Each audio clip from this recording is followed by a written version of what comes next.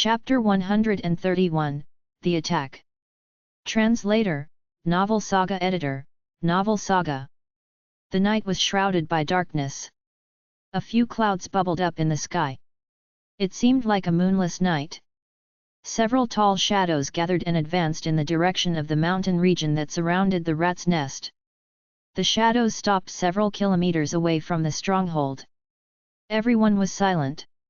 And, it seemed that they were waiting for someone or something. Several black clouds came rolling over from a distant place after a while. They were making threatening gestures. They continued to transform into tiger and leopard-like vicious beasts from time to time. They looked extremely evil. The dark clouds fell on a hill near the stronghold and dissipated. Then, a beast adorned in a black robe appeared. It was a short barbarian man. The man wore a strange black hat. It looked like a black sheep's head. His face didn't look old. But, his arms were quite withered.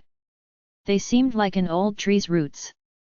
He held a white wand which was seemingly made up of bones. And, there was a white human skull on in its head. But, it had two flickering black flames for eyes. Several tall barbarian men stood on the hill. They bowed down in salutation towards the small barbarian man. "Sir, we're waiting for your command." "Are you prepared?" the small barbarian man asked. He was their commander. His voice was low and hoarse. "The arrangements have been made. The 4 exits of the stronghold have been assigned to the clansmen to guard. We'll surely capture this stronghold today. Not a single human charm magician will be able to run away."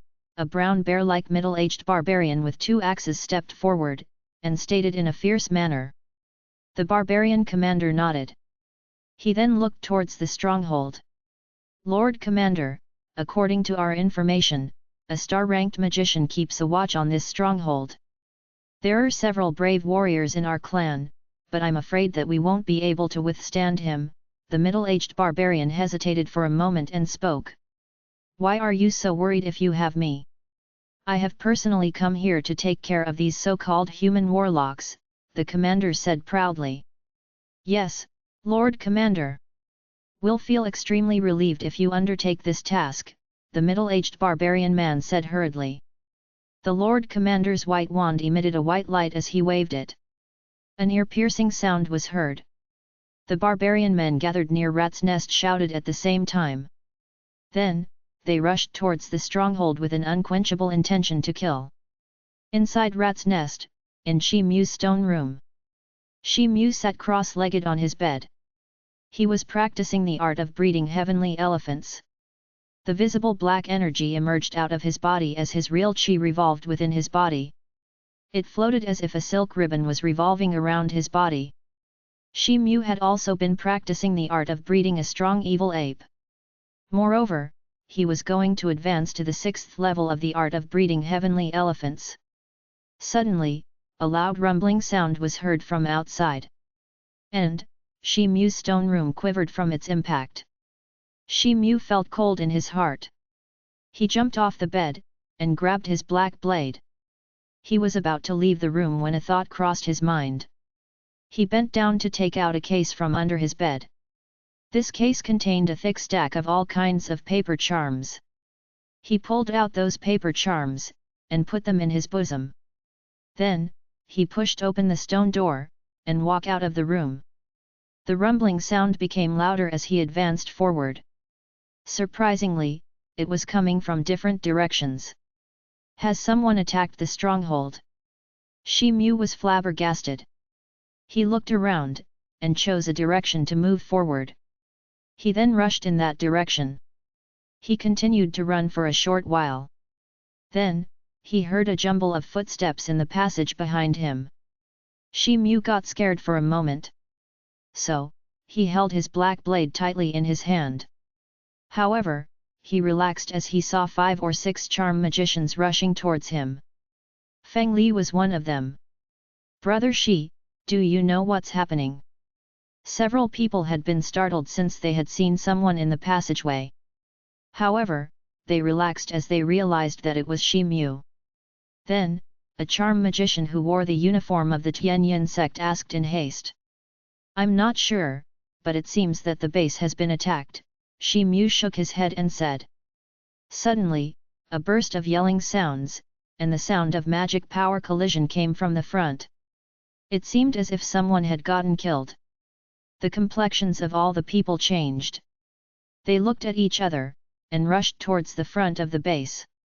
However, Shi Mu slipped a step back. He approached Feng Li to speak with him. The passage turned around towards the front from there. The two charm magicians who had rushed in the front didn't think much, and took a turn. Be careful! Shi Mu shouted as he saw them. But, it was too late. Several black arrows came rushing from the opposite side with an ear-piercing sound.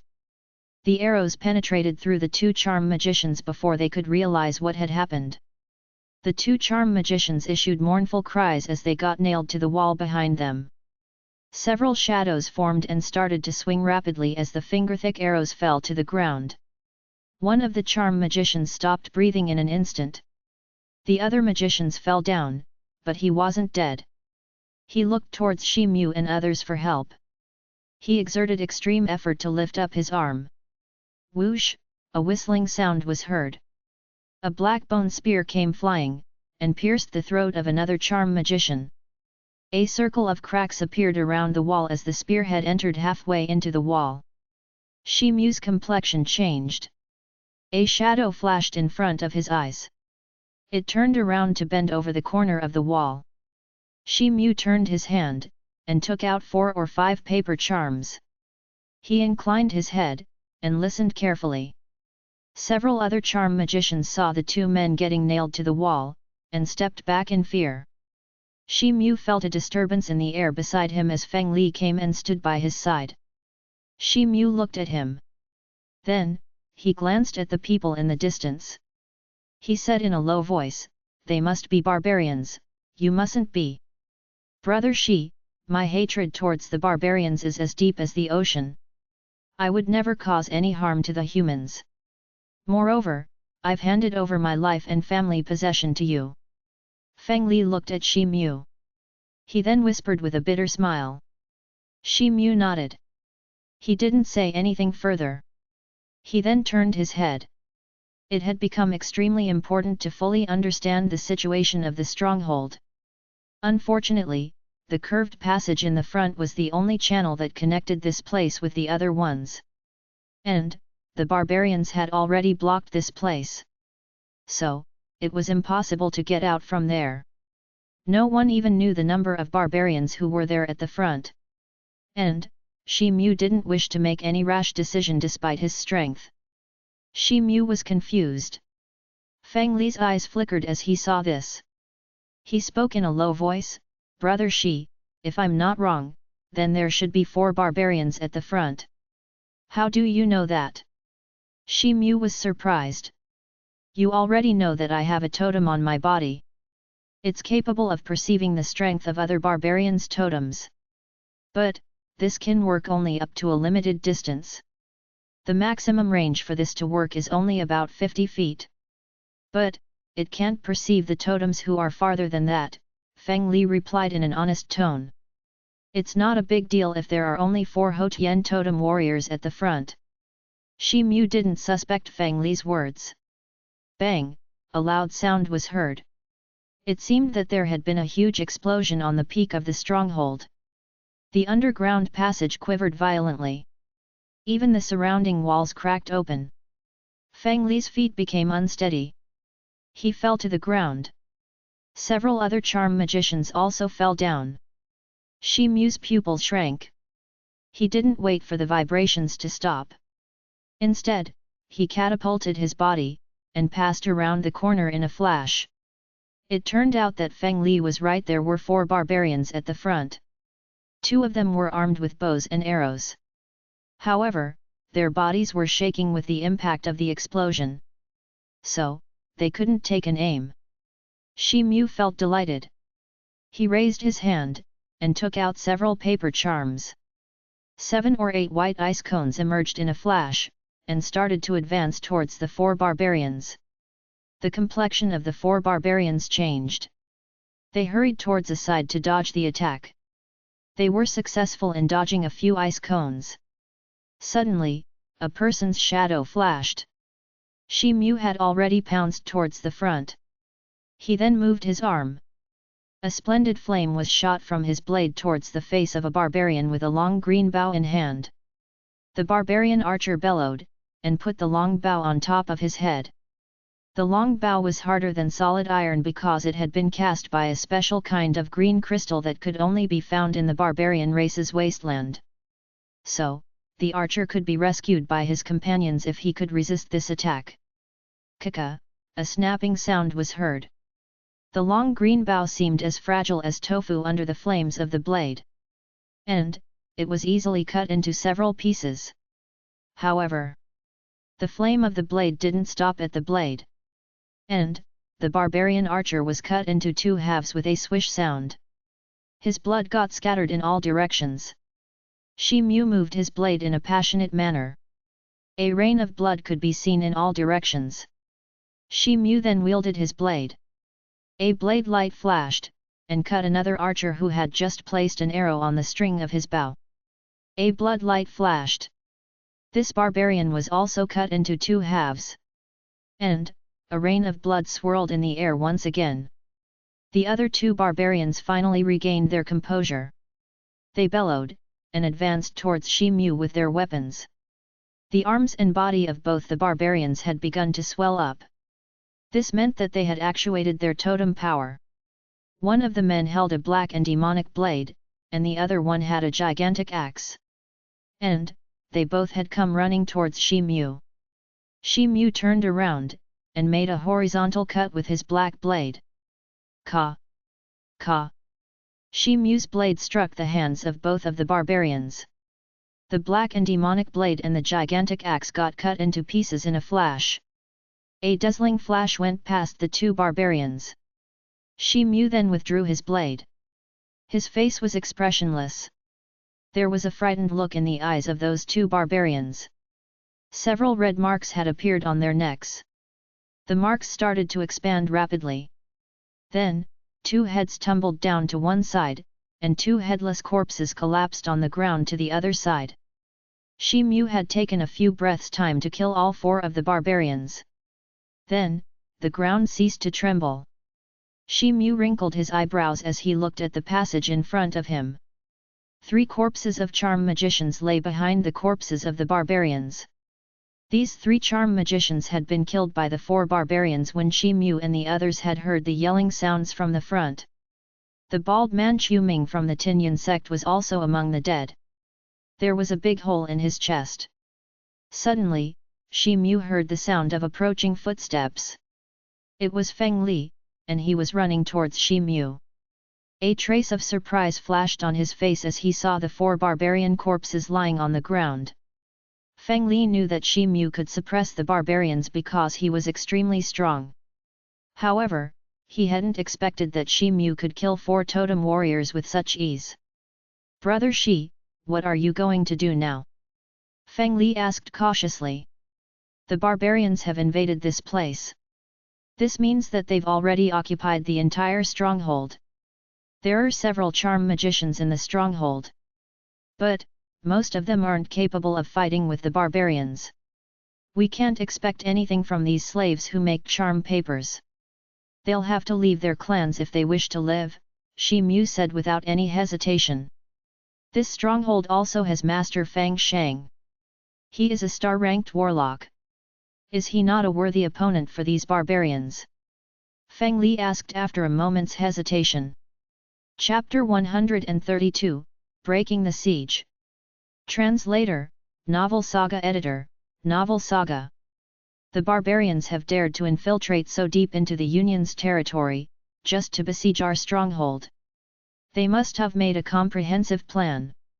So, it would be futile to rely on Master to come and rescue us, Shi Mu shook his head and explained. Feng Li's heart sank as he heard these words. There's no time to ponder over it. The longer we stay here, the greater the danger would be. Let's go, Shi Mu said. Then, he took a step and strode forward. Feng Li nodded and followed after him. "Brothers, please wait." An intermittent sound of footsteps was heard. Many charm magicians caught up with them from behind. They looked aghast, and were trembling with fear. Shi Mu's eyebrows snapped into a frown. However, he reluctantly came to a stop. "Brother Shi, can we tag along with you?" It was a youth attired in the blue clothing of the Tianyan sect. His complexion had turned ghastly pale after he saw a multitude of mutilated corpses that lay on the ground. So, he started to plead with Shi Mu. The other disciples also looked deathly pale. They also cast a pleading look towards Shi Mu. Most of these charm magicians had been properly protected when they were in their respective sects. Therefore, they didn't have the slightest experience of a real battle, let alone a hand-to-hand combat with barbarian warriors. The rat's nest had been thrown into a complete disorder owing to the sudden invasion of the barbarians. However, these disciples could see the calmness and strength that Shi Mu had displayed even in such chaotic times. So, they wanted to follow him. A hint of hesitation gleamed in Shi Mu's eyes as he looked at them. These people had hardly experienced the danger of actual combats in their entire life. So, it didn't matter how powerful they were. They probably couldn't put up a fight with these barbarians if they bumped into them. So, it would be rather cumbersome to take them along with him. Moreover, this would surely hamper Shi Mu's and Feng Li's flexibility in fighting. However, Shi Mu couldn't refuse them as these people had shared the same stronghold as him for such a long time. "Brother Shi, we're all companions. So, it would be a good idea to let them follow us. Besides, we can use them as a shield at the time of danger." Feng Li moved close to him and spoke in a low voice. Shi Mu shook his head, he didn't seem to have paid any attention to Feng Li's words. He then turned towards the other disciples and spoke in a low voice, "You people can come with us if you want to. But, you must rely on your own strength in case we run into the barbarians." The disciples beamed with exhilaration as they heard Shi Mu's reply. They nodded to give their assent. Then, the group of disciples advanced toward the front passageway under Shi Mu's leadership. And, they soon arrived at an intersection. "Brother Feng, you lead us now," Shi Mu said. Feng Li complied. He thought for a moment. Then, he turned around and proceeded towards the left passageway. Shi Mu followed after him without any hesitation. The other disciples considered Shi Mu's action to be a little strange. However, they didn't say anything, and continued to follow the two of them. The rat's nest couldn't be considered to be a very big stronghold. But, it had several small auxiliary passages apart from the four main passages to the east, south, west and north. And, each one of these auxiliary paths led towards the exit to the stronghold. They had probably been built to cope up with this kind of a contingency. The group made several detours under the guidance of Feng Li. Then, they gradually approached the northern exit. They had hardly bumped into any barbarian on their way. The few barbarians who had showed up before them had either fallen prey to Shi Mu's black blade or to the serial charm bombs technique cast by the other charm magicians. The group gradually passed through the passage with a daunting fear in their hearts. However, they didn't come across any real danger. Shi Mu moved sideways after a while, and leaned against a stone wall. The northern exit was right in front of them. It was at the end of the front turning. Shi Mu slightly bent his head and glanced towards the exit. He then drew back. There were shadows of a few tall barbarians outside the exit door. They were walking back and forth, as if they were on guard. The opposite party has 13 men. The two of them are Houtian advanced stage warriors, while the others are primary or middle stage Houtian warriors. Feng Li moved and stood alongside Shi Mu. He closed his eyes to sense the surrounding area. Then, he spoke in a low voice. A trace of astonishment flashed across Shi Mu's face when he heard this assessment. Feng Li could sense the number of the barbarians as well as the level of their strength from a short distance. "Retreat!" Shi Mu waved his hand. Everyone retreated inside, and arrived at the remote passage. Shi Mu then stretched out his hand and patted on the wall twice. A small split appeared in the passage. They walked inside it, and the split got closed. There was a medium-sized stone room inside. It was the storeroom of the stronghold. All kinds of stuff was stored there. Moreover, the room was located in the remote area. Therefore, it hadn't been discovered by the barbarians as yet. Several other charm magicians were already hidden inside the room.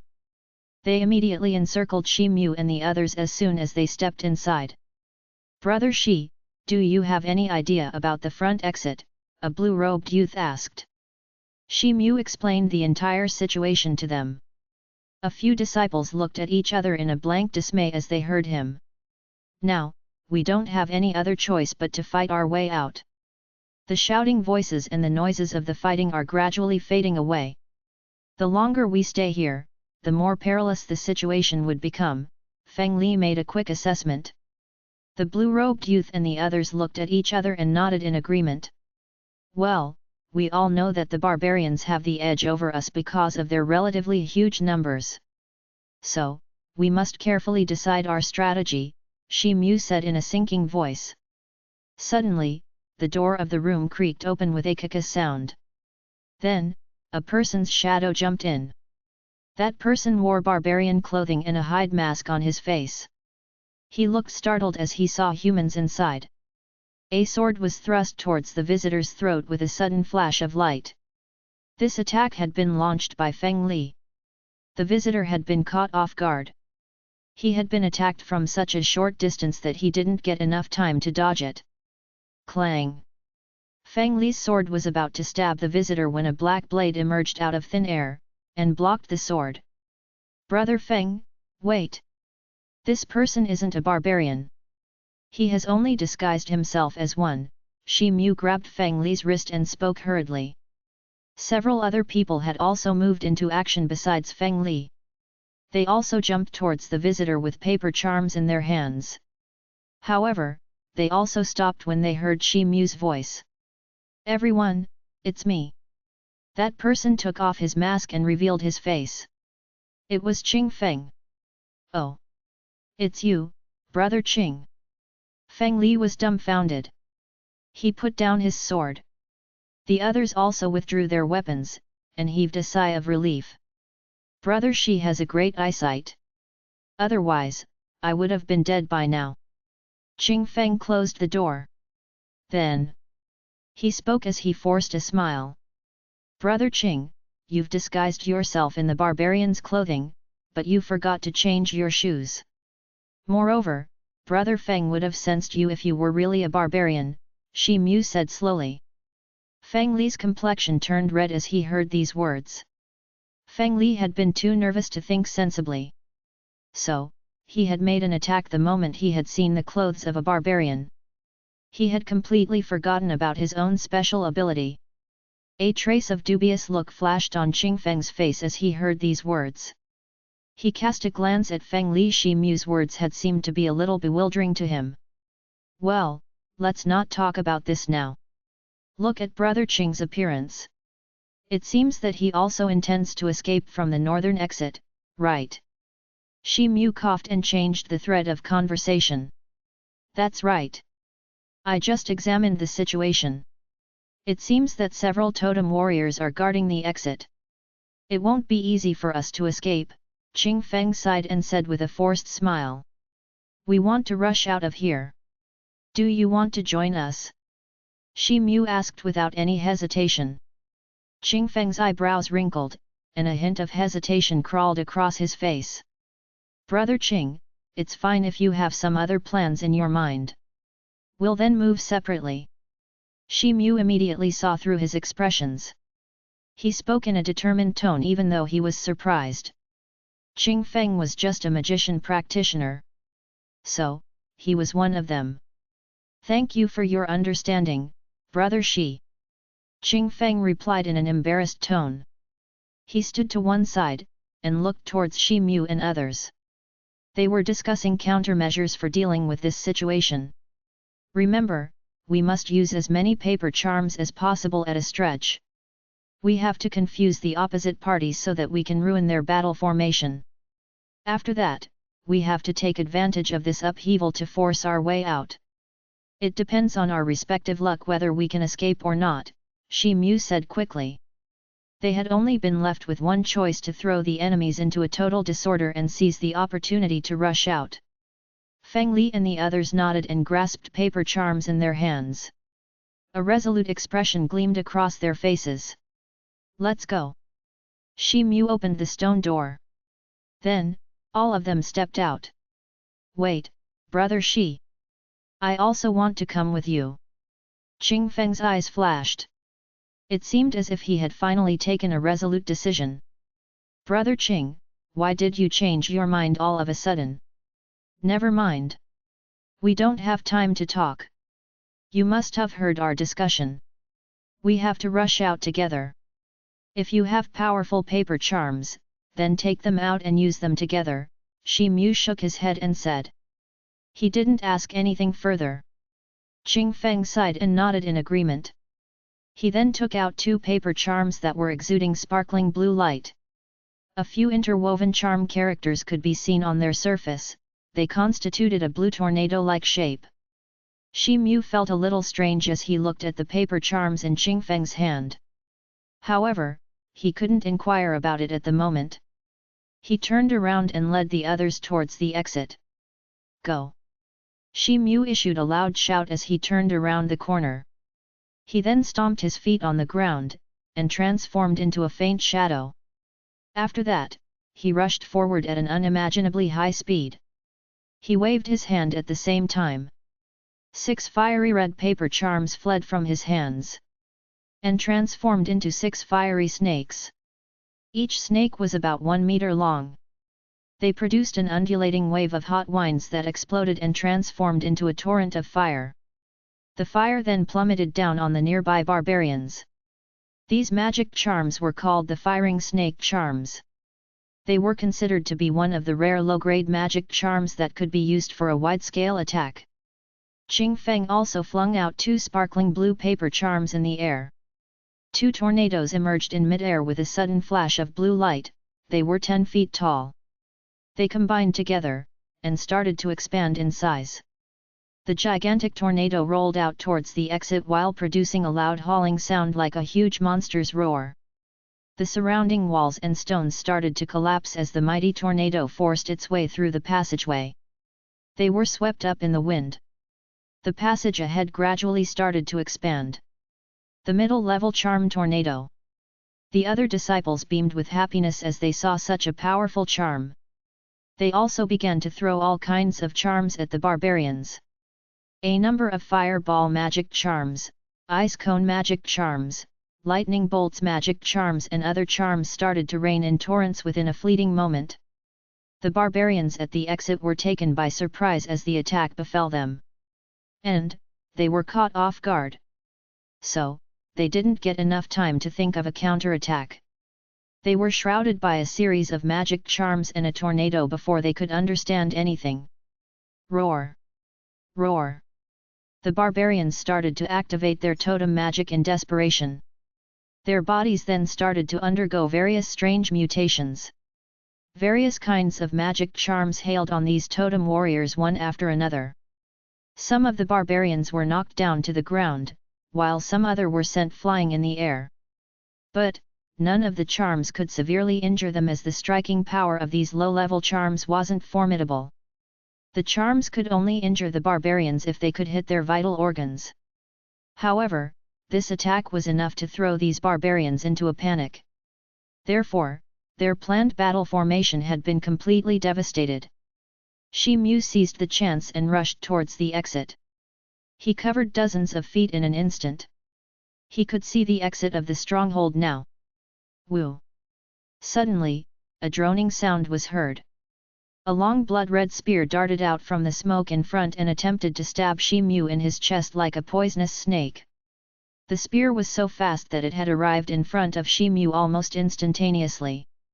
Shi Mu was thunderstruck. But, he responded immediately. He stomped his foot on the ground, and became motionless. His arm turned at the same time, and pounded on the spearhead with his elbow like a bolt of lightning. Bang! A loud sound was heard as the spear was jolted back with a huge force as if it had been hit by a massive object. Suddenly, a loud shout was heard from the smoke in the front. The spearhead trembled and transformed into 7 or 8 blood-red spear shadows. Then, those shadows gathered together, and plummeted down on Shi Mu's chest and lower abdomen. Shi Mu snorted coldly. His eyes flashed with a golden light. He then pounded fiercely at one of the spear shadows. Chapter 133, To Escape Alive. Translator, Novel Saga Editor, Novel Saga. Bang! A loud sound was heard. The blood-red spear shadow flashed and dissipated to reveal a curved scarlet-colored spearhead. Shi Mu transformed his hand into a fist to grab the spear. He then exerted pressure to pull it towards himself. A man's shadow flashed from the smoke all of a sudden. And, his half-naked body was made visible, he was holding the spear. He was a tall and sturdy barbarian. However, he was swaying from one side to the other with an expression of astonishment on his face. He was one of the 2 high-level Hotien totem warriors who had been assigned to guard the northern exit. He looked as strong as a bull owing to his muscular arms. It seemed that he possessed great physical strength. However, he looked like a child in front of Shi Mu's upgraded strength. Shi Mu ejected his fist with lightning speed to hit the totem warrior before he could even react. The barbarian man was so startled that he threw the spear, and crossed his arms in front of his chest to protect himself. Bang! A loud sound echoed. The barbarian man felt a gigantic force of energy upon his robust arms. The impact of the strike deformed and broke his arms. Then, a clenched fist hit his chest with great force. The robust barbarian cried out loudly as his body was sent flying upside down. His body then knocked severely against the stone walls of the channel. The muck from the walls slid to the ground. The barbarian vomited several fragments of his internal organs along with blood, and died. Shi Mu had upgraded his body to double its original strength with the help of his tremendous strength cultivation skills. He had also used his real chi in dealing with this totem barbarian. Therefore, he had been successful in killing a high-level Hotien totem warrior with a single strike of his fist. The spirits of Feng Li and the others were lifted as they saw this. However, this delay gave the barbarians more time to react. They bellowed once again, and surrounded the charm magicians. Attack! Shi Mu shouted out loudly. He then drew out his black blade. After that, he stimulated the fiery inflammation charm spells, and threw himself in front of the barbarians. A series of scarlet-red blade lights flashed. It seemed as if a wolf had entered into a flock of sheep. Shi Mu's strength had reached to the consummate level of the 13 series of Gale Force knife art. 2 totem barbarian warriors were severed into several pieces in a blink of an eye. However, the other charm magicians behind Shi Mu didn't seem to be in a good condition. The martial arts cultivation of all the people except Feng Li and Qing Feng wasn't good. So, they couldn't fight the enemy in a direct confrontation. Suddenly, a sword hit the arm of a charm magician of the Wind and Fire sect. He screamed and fell to the ground. The barbarian who stood next to him had a fierce look on his face. Then, a thick wolf tooth stick pounded and fell onto the charm magician. The charm magician looked helplessly since he didn't know how to dodge the attack. Shi Mu wrinkled his brows. He then jumped in the air, and came flying to attack the barbarian man with his black blade. Kaka! A snapping sound was heard. The wolf tooth stick was broken into 2 halves, and sent flying in the air. The barbarian man's arm also shot up in the sky along with a spurt of blood. He then screamed and collapsed on the ground. Get up! Don't keep lying here if you wish to stay alive. Move forward! Shi Mu pulled up the charm magician of the Wind and Fire sect from the ground and shouted. The charm magician had survived. However, he was quivering, and his complexion had turned pale. After that, all the charm magicians rushed towards the exit. Shi Mu's black blade transmitted several blade lights as he shook his arm. The barbarians who had been surrounding Shi Mu were forced to move back. And, their way to the exit had finally been cleared. Shi Mu and the others had already rushed out of the exit. They could even dodge the attack successfully if they put some more effort. Shi Mu had started to feel fearful owing to the approaching disaster, so much so that he got goosebumps. Suddenly, a vague green light flashed in front of him. Shi Mu's complexion changed. He then dodged a ray of black blade light that flashed in front of him, and chopped the body of the person before him. Then, a metal clanging sound was heard. The spark from the collision dispersed in all directions. Shi Mu's body shook, and his hands became numb. The black light also went flying after this strike. It was shot to the sides of the stone wall, and had left a fist-sized black hole behind. The light had hit the wall with great force. It was hard to tell how deep the wall had been penetrated. Suddenly, Shi Mu turned his head as he felt something. He saw a young barbarian standing at the exit door. The color of his skin was deep green. He was staring at Shi Mu in a wicked manner. The barbarian man's aura wasn't formidable. He seemed to be a middle-level Hotian warrior. But, he was holding a long white bow made up of bones. A few tiny charm characters were carved on the surface of the bow. It seemed to be a magic weapon. It was a rare middle-level magic tool. Its magic power seemed to be similar to that of the black meteoric iron blade. Shi Mu became more fearful as he saw that a sack of arrows was hung by the waist of this green-skinned barbarian man. A total of 10 long arrows could be seen in the sack. A carved inscription of grain-sized charm characters could be seen on each of the arrows. They were also emitting waves of magic power.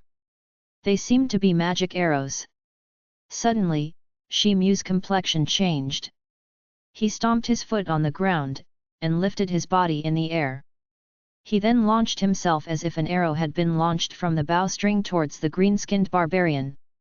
The green-skinned man didn't bend down to pull an arrow as he saw Shi Mu coming towards him. Instead, he stretched out his hand backwards, and drew out a long bronze-colored iron mace. This mace was half the size of the iron maces used by humans. However, sparkling charm characters in an earthly yellow color were carved on its surface. It turned out that it was a low-level magic weapon. Go to hell! The green-skinned barbarian man waved his iron mace like a sword towards Shi Mu. It was about to hit Shi Mu in his chest. However, Shi Mu didn't try to dodge the attack.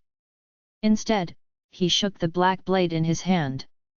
The blade turned into a dazzling scarlet-red blade light, and shot towards the green-skinned barbarian man's head in a threatening manner. The green-skinned man was shocked. He quickly placed his mace before him to dodge the scarlet-red blade lights.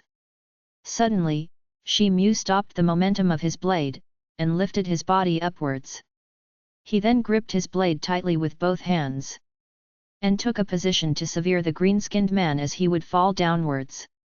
Shi Mu imitated the flying eagle of the ninth heaven move that he had seen while fighting with Wu Tong. Shi Mu had concealed this move inside him. He looked like a gigantic black eagle as he pounced downwards from the sky. The green-skinned man was stunned. He quickly lifted the mace in his hand to dodge the attack. Suddenly, a yellow glow started to emanate out of the tip of the mace. Thick rays of light shot out of it, and went flying towards the black blade. The yellow and the red rays hit each other and got dissipated.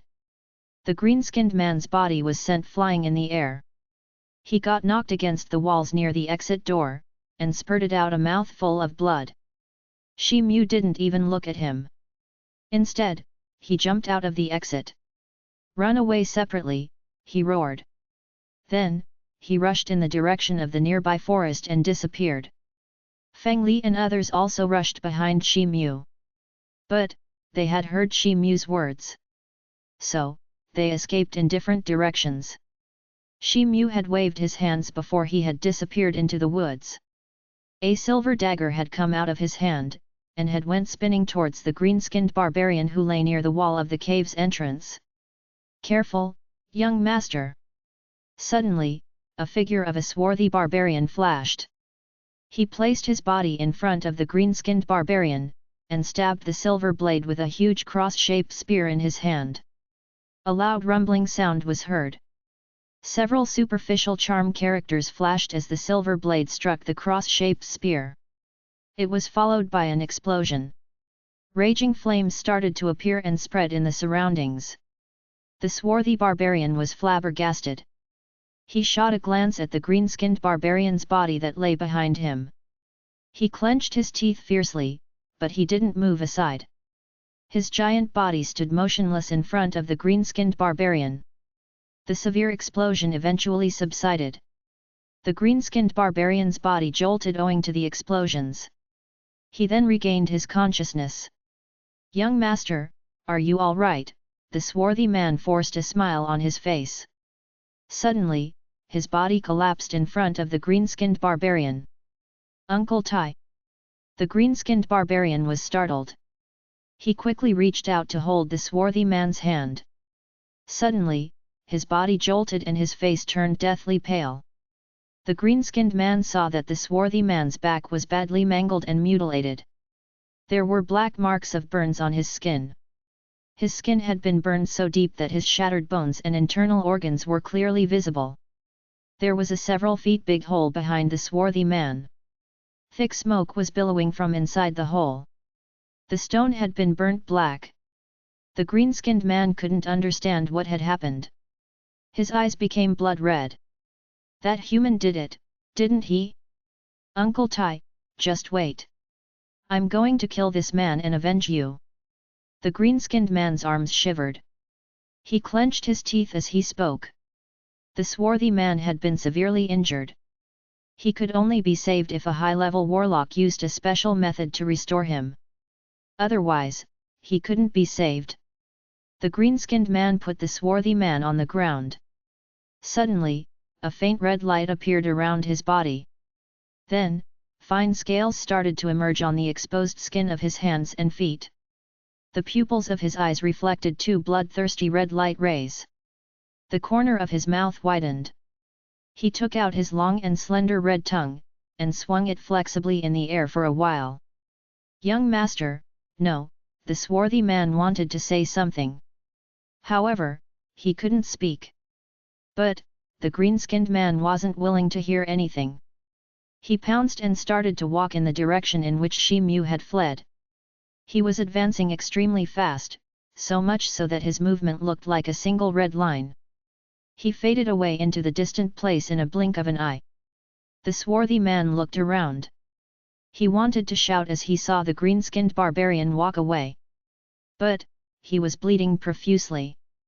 The departing figure of the green-skinned barbarian slowly faded away from his eyes. Shi Mu had continued to run for a while.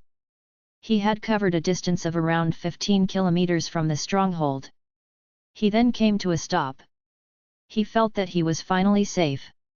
He let out a soft sigh, and looked back in the direction of the stronghold. He looked at the sky over the stronghold, and saw a group of dark clouds and green light rays were colliding with each other. And, their combined glare was erupting together. He could hear their noises even from a distance of 15 kilometers. A glimmer of longing flashed in Shi Mu's eyes as he looked at two heavenly figures hovering in the sky. They were so powerful that they could soar above the ninth heaven. They had mastered the tyrannical power. The earth quaked, the mountains shook and the seas split with each of their movement. Shi Mu continued to gaze for a while. Then, he gathered his thoughts, and decided to walk on. He had realized that the place wasn't safe.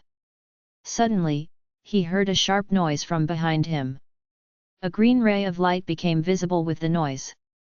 The speed of the light increased to a terrifying level. Suddenly, it arrived before Shi Mu's eyes. Shi Mu bent his body, and pounced towards the edge of the jungle. A green ray brushed past his body. However, the boom sound didn't enter the jungle. Instead, it disappeared somewhere in between. Shi Mu's complexion seemed dignified. He crawled behind a clump of bushes. The aura of his body had fallen to the lowest level, he was breathing faintly. He knew who this man was. The middle-level magic tools, the long white bone bow and the charm arrows could endure the high-level magic tools if they were used together. Shi Mu had been afraid of the green-skinned man earlier. He had then used the moonlight sea urchin. However, he had failed. He heard a rustle of footsteps behind him. The green-skinned man had come out slowly. The red light emitting out of the man's body had reached an extremely bright level by this time. It had almost formed a red cover around his body. Shi Mu was hiding in the jungle. He was shocked as he saw this. "Human, there's no use of hiding. You dared to kill my Uncle Tai. Come out and be ready to die." A deep-rooted hatred appeared in the green-skinned barbarian's eyes. He looked around. Then, he looked in the direction where Shi Mu was hiding. An evil grin flashed at the corner of the green-skinned man's mouth.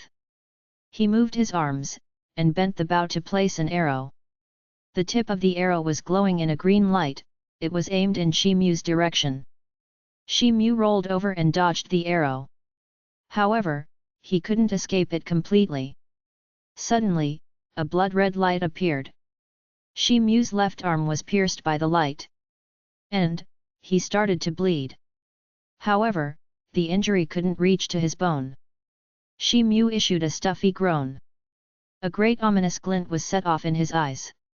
It wasn't clear what method the green-skinned man had used. But, it was clear that this method was capable of identifying the other person's location. So, it was useless to hide. A buzzing sound was heard as Shi Mu activated his chi. He shook off the grass and the crunches of branches from his body. His strength was so fierce that it seemed to have caused a hurricane in forest. He then leapt towards the green-skinned man. Chapter 134, Eternally Doomed Soul Spell. Translator, Novel Saga Editor, Novel Saga. The green-skinned man smiled as he saw Shi Mu's body lifting up in the air. It seemed that he had expected this to happen. He held his bow in one hand, and pulled its string with the other. He then loosened it. Whoosh! An arrow approached Shi Mu's chest with an ear-piercing sound. The sky-splitting bow and wind-chasing arrow had never missed their target within a distance of 500 feet. Shi Mu was only 300 feet away from the arrow at the moment.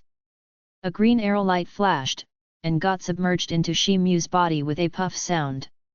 Then, a blood light appeared. The green-skinned man smiled in an evil manner. Shi Mu's body had moved a little even though it was a matter of life and death.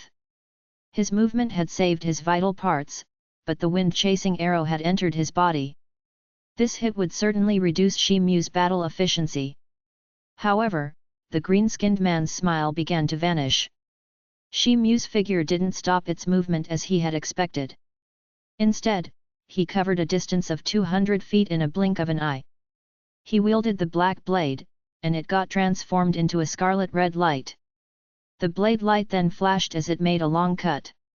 The scarlet-red light transformed into 13 blade lights in a flash, and dispersed in all directions.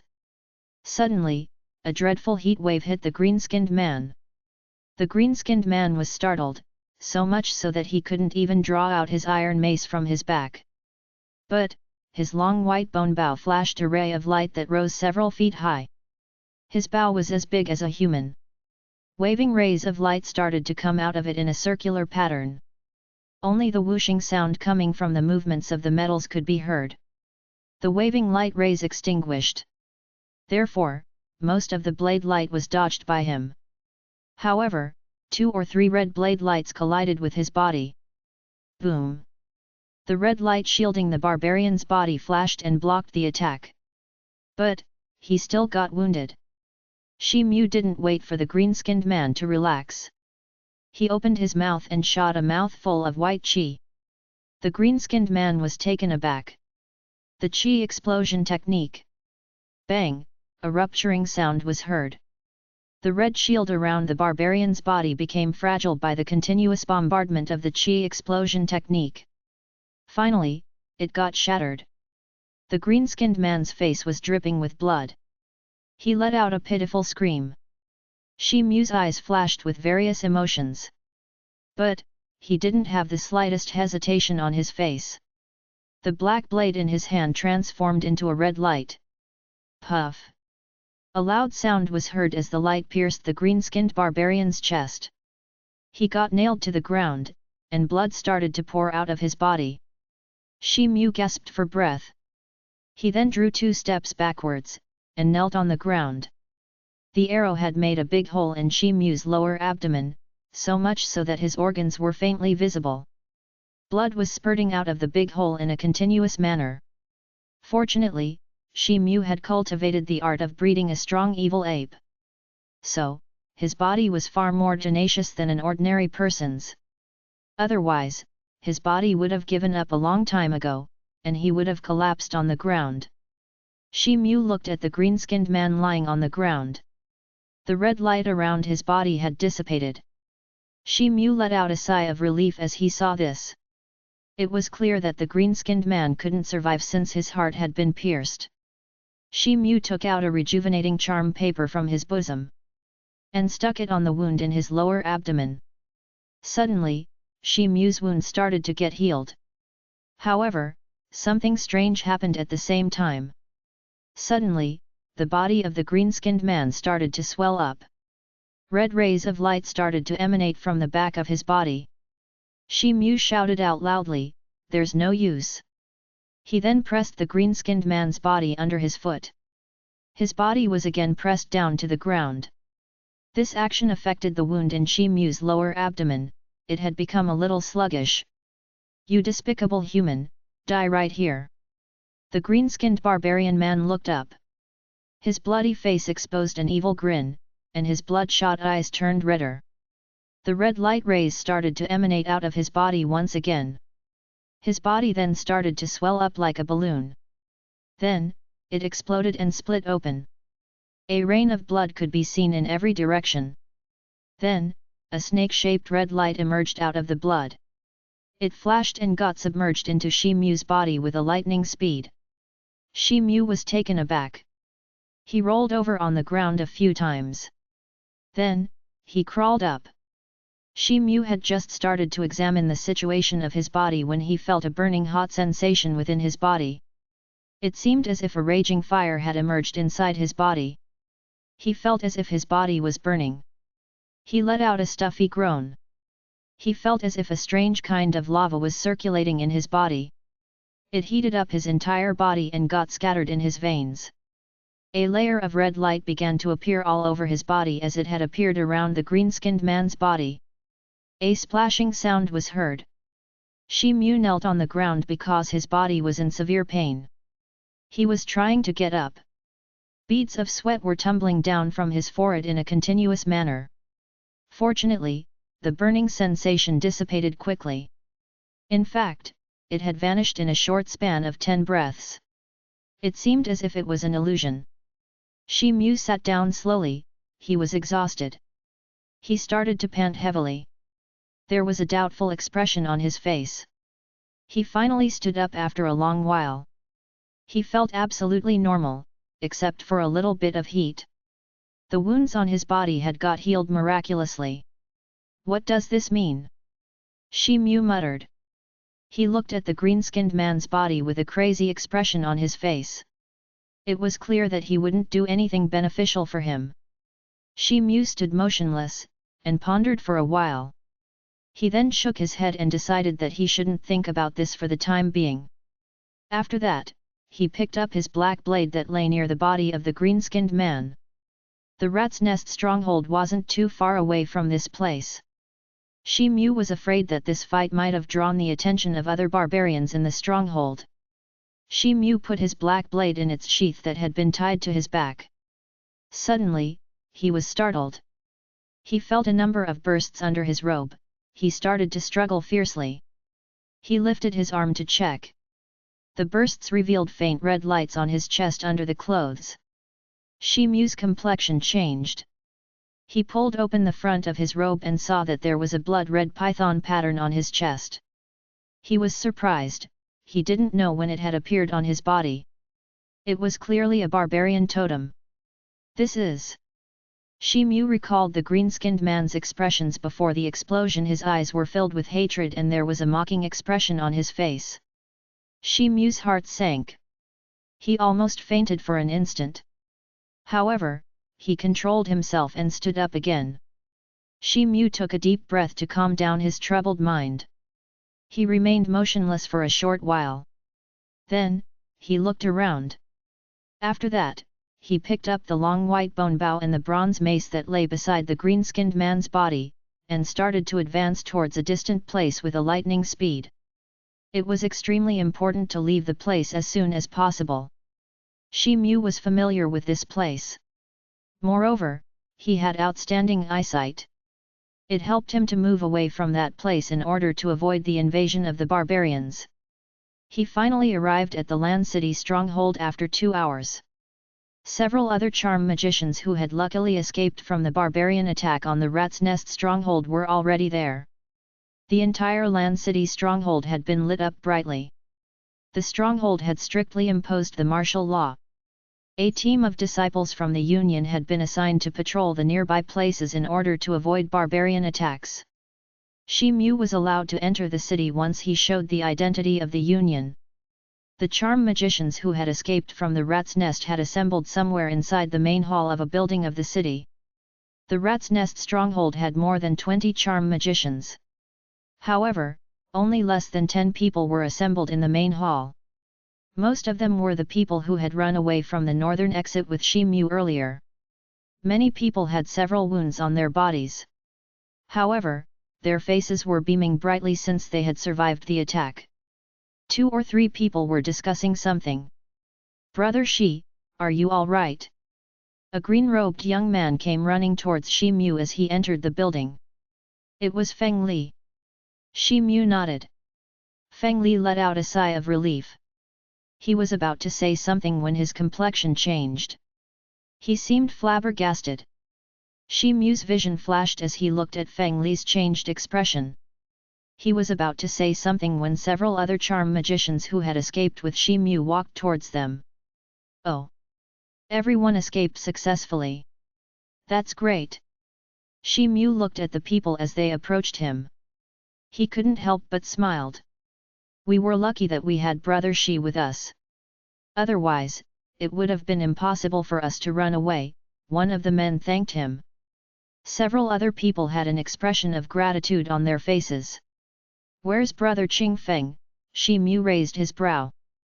Suddenly, he realized that he hadn't seen Qing Feng since he had arrived there.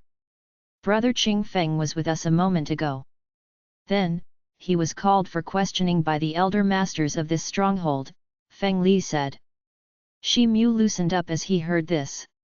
Qing Feng was one of the few people in the Rat's Nest with whom Shi Mu had a good relationship. He continued to talk to the other charm magicians for the next few hours. Suddenly, a creaking sound was heard. An old man in a white robe pushed open the door and entered the hall. There were several other people behind him. Shi Mu looked at the people along with others. It seemed that this man was a high-level Xian Tian warrior. "The Union has already been informed about the attack on the Rat's Nest stronghold. It's not easy for all of you to escape the barbarian attacks repeatedly. So, stay in the land city for now, and take rest for some time." The white-robed old man looked at the charm magicians and spoke. Shi Mu and others didn't seem to have any objection. So, they all nodded in unison. The people behind the white-robed man set to work quite quickly, and arranged separate places to reside for Shi Mu and the others. It seemed that this stronghold was quite spacious. After an hour, in an attic room of the building, Shi Mu paced back and forth in front of his bed. His brows were knitted tightly. He seemed restless. He had escaped from the trouble. Moreover, he had obtained a bow and arrows of formidable magic power. However, a strange snake design had appeared on his body. His body didn't seem unusual now. But, Shi Mu was still restless. Suddenly, a knock on the door was heard. Shi Mu raised his eyebrows. He then opened the door of the room to find Feng Li standing outside. "Oh! It's Brother Feng. Please come inside.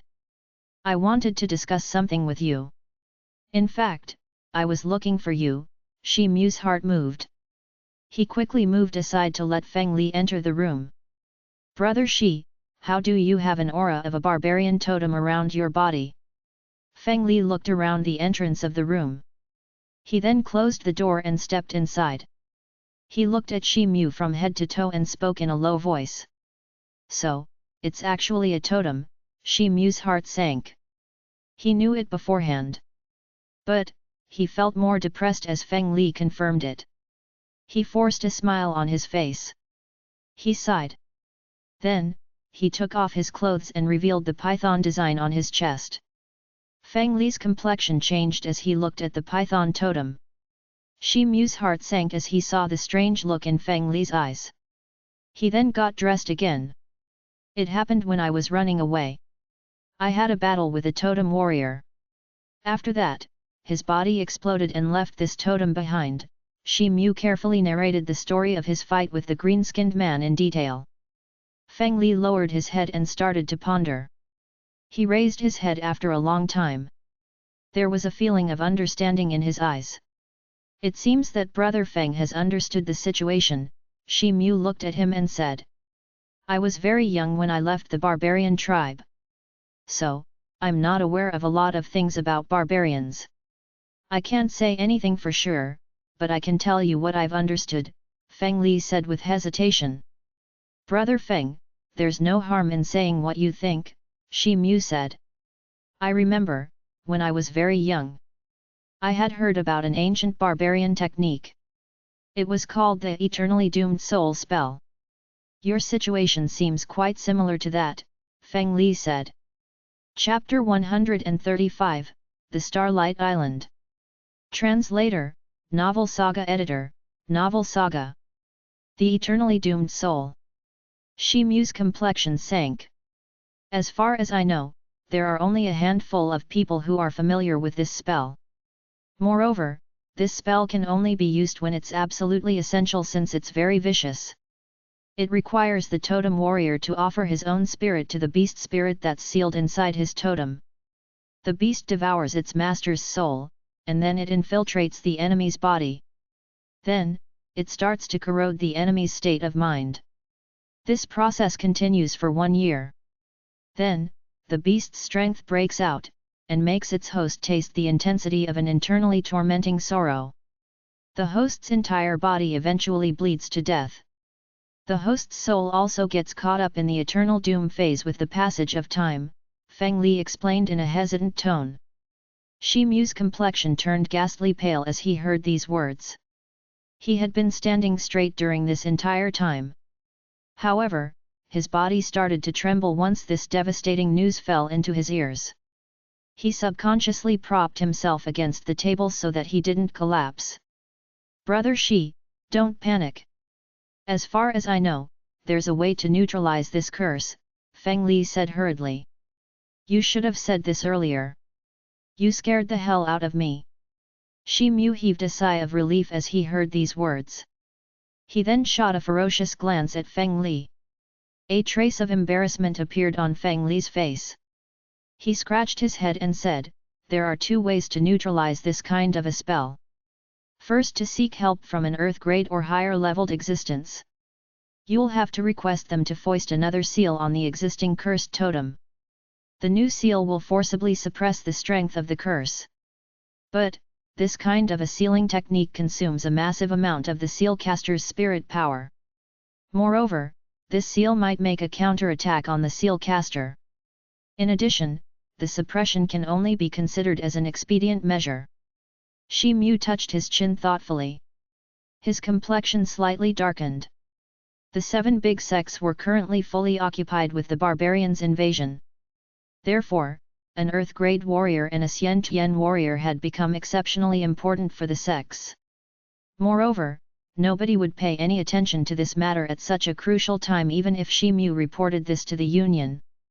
In addition, any action would be way too risky to help an ordinary Houtian warrior. "May I know the second method?" Shi Mu asked after a momentary consideration. "The second method is to practice the secret totem technique on one's own. Brother Shi, you can learn this technique. The person who's inflicted with the eternally doomed soul needs to seal even fiercer beast's soul inside his body than he already has. The new beast soul will gradually suppress the curse. Also, it would absorb the strength of the weaker soul and use it for its own benefit. Feng Li thought for a moment and replied. Seal an even fiercer beast's soul. Shi Mu's complexion changed as he heard these words. He had been constantly fighting with the barbarians for the last few years. Therefore, he had developed a little understanding of the barbarians' secret totem technique. The secret totem technique was a kind of a sealing technique. Barbarians used some sort of a sealing method to seal an ominous beast's soul inside one's body. The seal enabled the host to access and utilize the special abilities and attributes of the sealed beast for their own purpose whenever they wanted. However, the dangerous process of sealing was utterly painful. The suffering was far beyond an ordinary person's imagination. Thank you so much for this valuable information, Brother Feng. The second option doesn't seem to be easy. But, it would still be far better and reliable than seeking help from an Earth-grade warrior. Shi Mu's expression changed as he pondered over these choices. Then, he cupped his hands across his chest in obeisance and thanked. Don't mention it. I just shared with you the things that I was aware of. But, I can't help you from here on, because I don't have any idea where to look for an ominous beast's soul, that's stronger than your cursed beast. Feng Li looked a little confused as he replied with a deep sigh. Shi Mu could practice the secret totem technique that could lift his curse. But he would have to visit the barbarians' wasteland for that purpose. Only then, he could cultivate the sealing technique. Feng Li originally belonged to the wasteland. Therefore, he clearly knew the degree of danger therein. Stepping foot in the barbarians' territory meant to be prepared to encounter myriads of perils in the depth of the wasteland. It's all right. I might find some ways to deal with this issue. Also, it's a better choice than to resign oneself to extinction. Shi Mu forced a smile and responded. Oh. You're right. If Brother Shi wants to visit the wasteland, then there's one thing that you need to pay attention to. Feng Li's facial expression looked dignified as he said. What is it? Shi Mu wrinkled his eyebrows. I don't know the tribe the green-skinned barbarian belongs to. But, the totem warriors of his tribe must know a way that enables them to put the eternally doomed soul spell on a person. Feng Li spoke in a dignified tone. Shi Mu was startled. He had heard something like this for the first time. Feng Li's statement indicated that there was an increased level of danger and risk than he had anticipated. But there's a way to fix this problem. I once worked in the stronghold in the Land City. And, I saw a unicorn viper's blood on display there. It's sold in that stronghold. You might as well buy a little quantity of it before you enter the wasteland. The unicorn viper is considered to be one of the high-ranking snakes among all the beasts in the wasteland. So, if you smear your totem with its blood, then it would have a certain masking effect on your curse. Feng Li came up with a suggestion after he had given it some thought. Shi Mu beamed with exultation. Feng Li continued to explain some basics things of the wasteland that Shi Mu needed to know for this dangerous trip for the next few minutes. Then, he turned around to depart. Brother Feng, please wait. Shi Mu's eyes flickered a few times. Then, he stopped Feng Li. I've got a question to ask you. But, I don't know whether Brother Feng will like to clear my confusion, Shi Mu said in a hesitant tone. Brother Shi, please say it. Feng Li's eyes flashed. The eternally doomed soul spell seems to be quite a rare type of magic, on the basis of the explanation provided by you. In that case, the sealing method to lift up this curse ought to be equally secret. May I know how did Brother Feng came to know about it? Shi Mu asked slowly. Feng Li frowned as he heard this question. He remained silent for some time. If this question has put Brother Feng in a difficult situation, then there's no need to answer it, Shi Mu said. Thank you so much for understanding my situation, Brother Shi. Feng Li felt relieved. He then bid his farewell and quickly left the room. A strange look flashed across Shi Mu's eyes as he closed the door. Shi Mu's suspicion about Feng Li's true identity had been dispelled up to an extent owing to this little interaction. But, he still thought that it would be inappropriate to return Feng Li's necklace before setting out on this journey.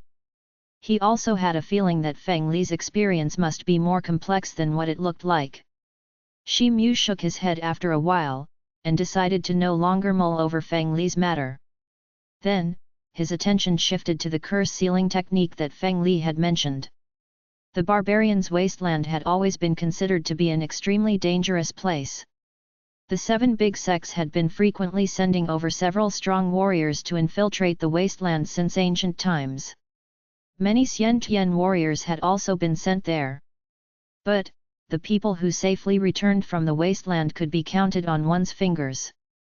In fact, most warriors went missing shortly after they sneaked into the enemy's land.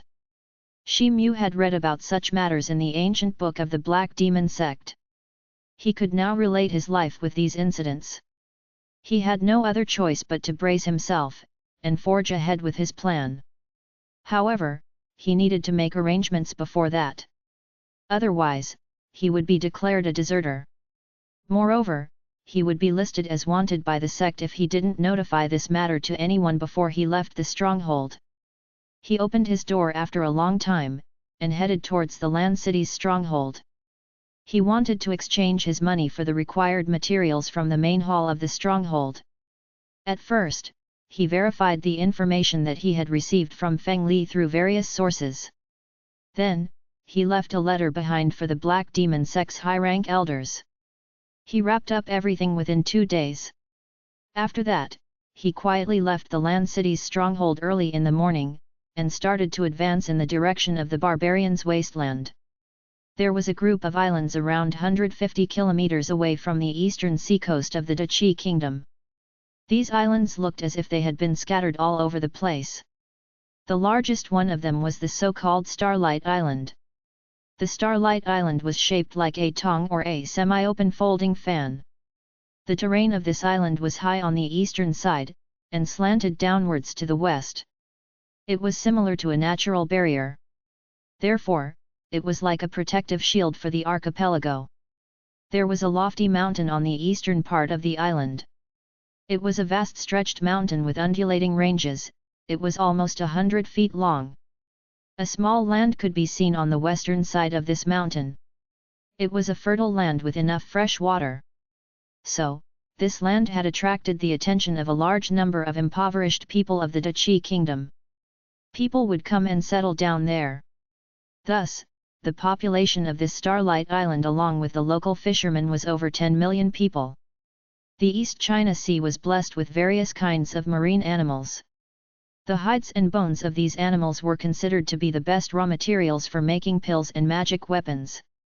Therefore, the island had always been the center of attraction for innumerable people. The warriors would often stream in groups to hunt down the sea beasts. Then, they would return to their natives to sell their hunts. These activities had gradually taken the form of an industry. Consequently, the Starlight Island had become increasingly busy with constant hustle and bustle. The merchants started to swarm on this island. Soon, their numbers became more than the already established and richest coastal towns like Yu and Fu prefectures of the Dachi Kingdom. This island always seemed to be calm. Moreover, it was a fertile land. So, it was constantly under the watch of 5,000 elite soldiers. These soldiers had been dispatched here by the Dachi Kingdom to maintain peace and tranquility. So, the island was perennially under heavy security. However, nobody made any effort to oppose the army since the army neither affected their lives, nor got involved with the warriors when they came to the sea. It was midnight. The entire island seemed to be hidden behind a curtain of darkness. All the people on the island, both the common people and the warriors, were sound asleep. They were restoring their energies for the next day's work. A fiery dragon seemed to be meandering somewhere on the island's beach. It was a troop of 50 soldiers who were patrolling the area. Shat! Shat! The sound of their footsteps echoed as they walked. They gradually went far away, and the beach fell into darkness once again. A wave rippled on the dark sea's surface near the beach after some time, even though there was no wind. Then, a several feet high black line rose from the sea's surface. It roared and rapidly advanced towards the beach. One would have been hugely startled to see this if someone had been on the beach. Several dark figures stood on the sea waves. Some of them were carrying weapons on their shoulders. Their entire bodies were covered in scales. Some of them had fish scales, while some had solid tortoise shells. They had various sorts of strange and unusual appearances. However, they all had one thing in common: a pair of eyes that were blazing with a murderous look.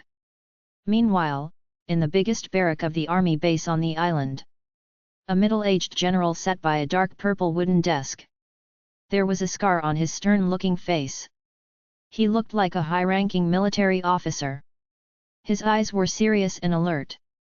He seemed fully absorbed in reading a scroll under a lantern's light. He was clad in full body armor. A naked silver blade lay near his right hand. The surface of the blade was covered in pale golden charm characters.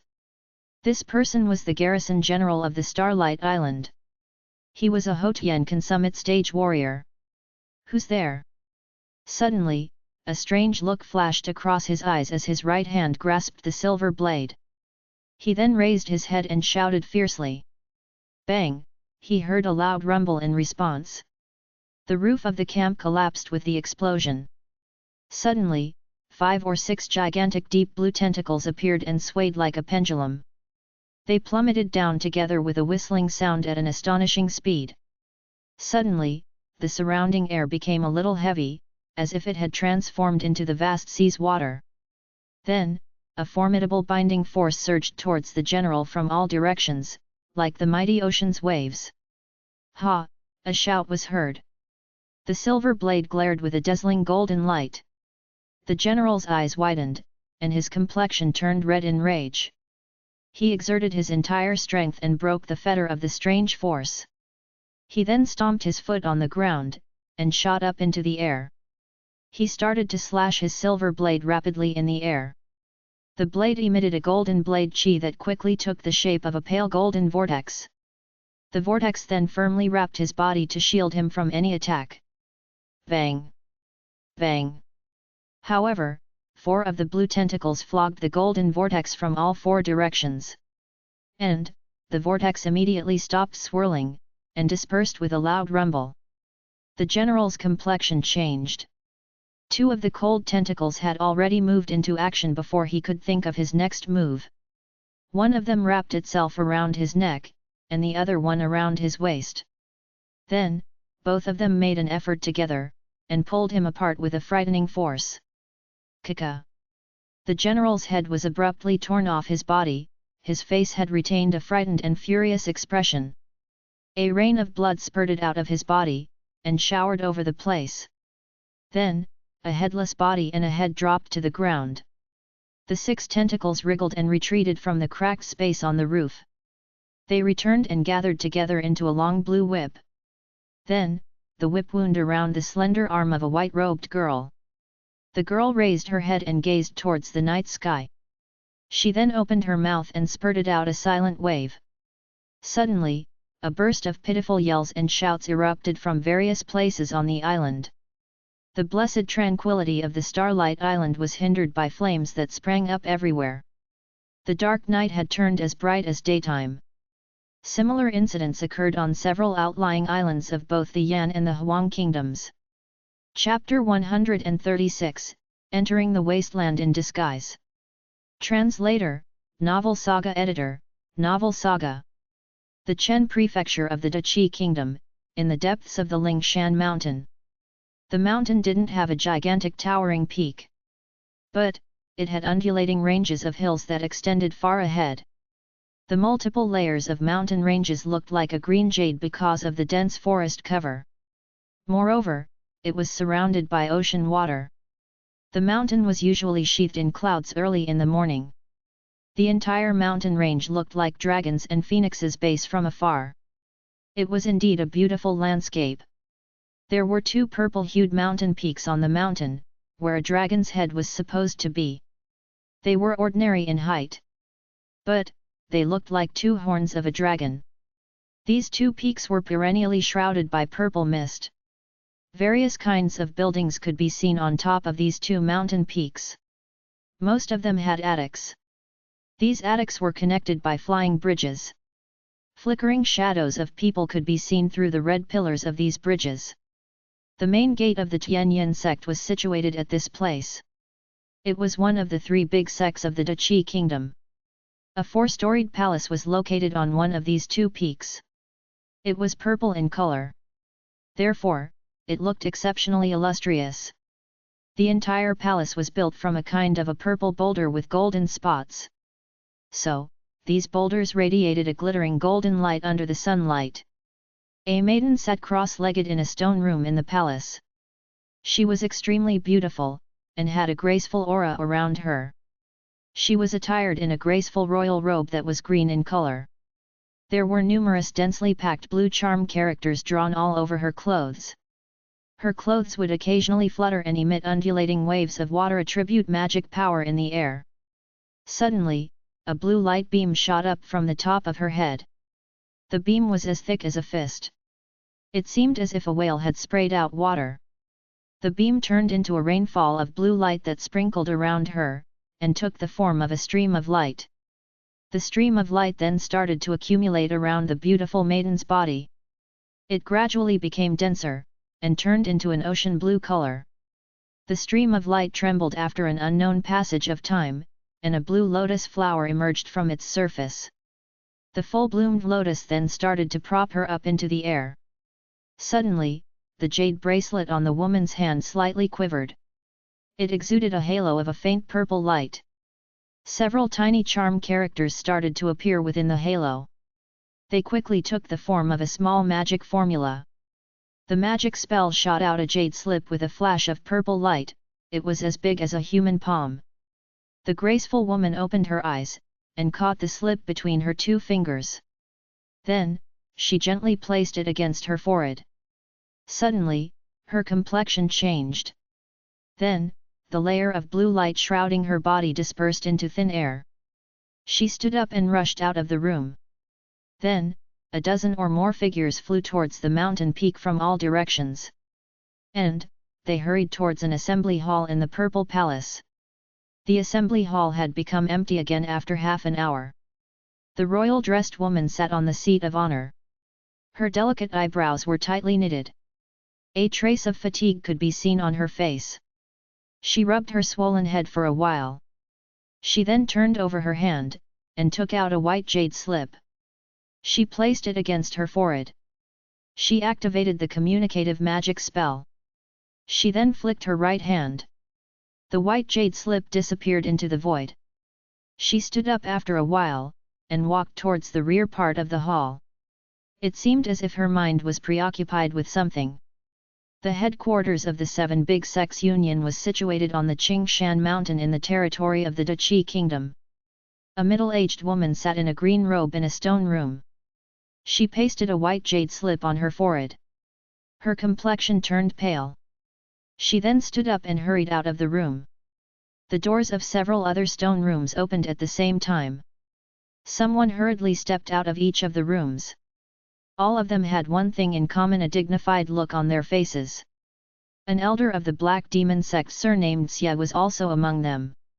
After some time, on the towering peak of the palace, 7 figures sat on either side of the hall. Each one of them had a profound and powerful aura around them. These 7 elders were the leaders of the Union's headquarters. They were staying here to manage the routine matters of the Union. They had been appointed by their respective sects as the representatives of their sects. So, they were subjected to their respective sects' orders. They had to take care of all the matters that related to the barbarian race. The atmosphere inside the main hall seemed to be heavy and repressive, so much so that everyone was tongue-tied. Elders, 11 islands of the 3 kingdoms were invaded by the sea race in one night this time.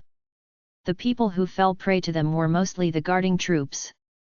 They've suffered disastrous casualties, especially our Dachi kingdom. This kind of incident has never happened in the last 300 years. The sea race has openly violated the ceasefire agreement that had been formed earlier. They've fearlessly mounted a serial invasion in our territory. So, we need to be very careful, the leader sent by the Black Turtle sect stood up and said. He was a 30-year-old man with bushy eyebrows. Presently, we're fully occupied with an ongoing battle against the barbarian race. So, we'll be caught in a dire situation if the sea race also plunges into this battle. It would be similar to getting attacked from both the front and rear sides. So, considering the present situation, I suggest that we should negotiate with the barbarians for peace, an old lady dressed in a purple gown spoke up in an anxious tone. 2 or 3 people nodded in her support.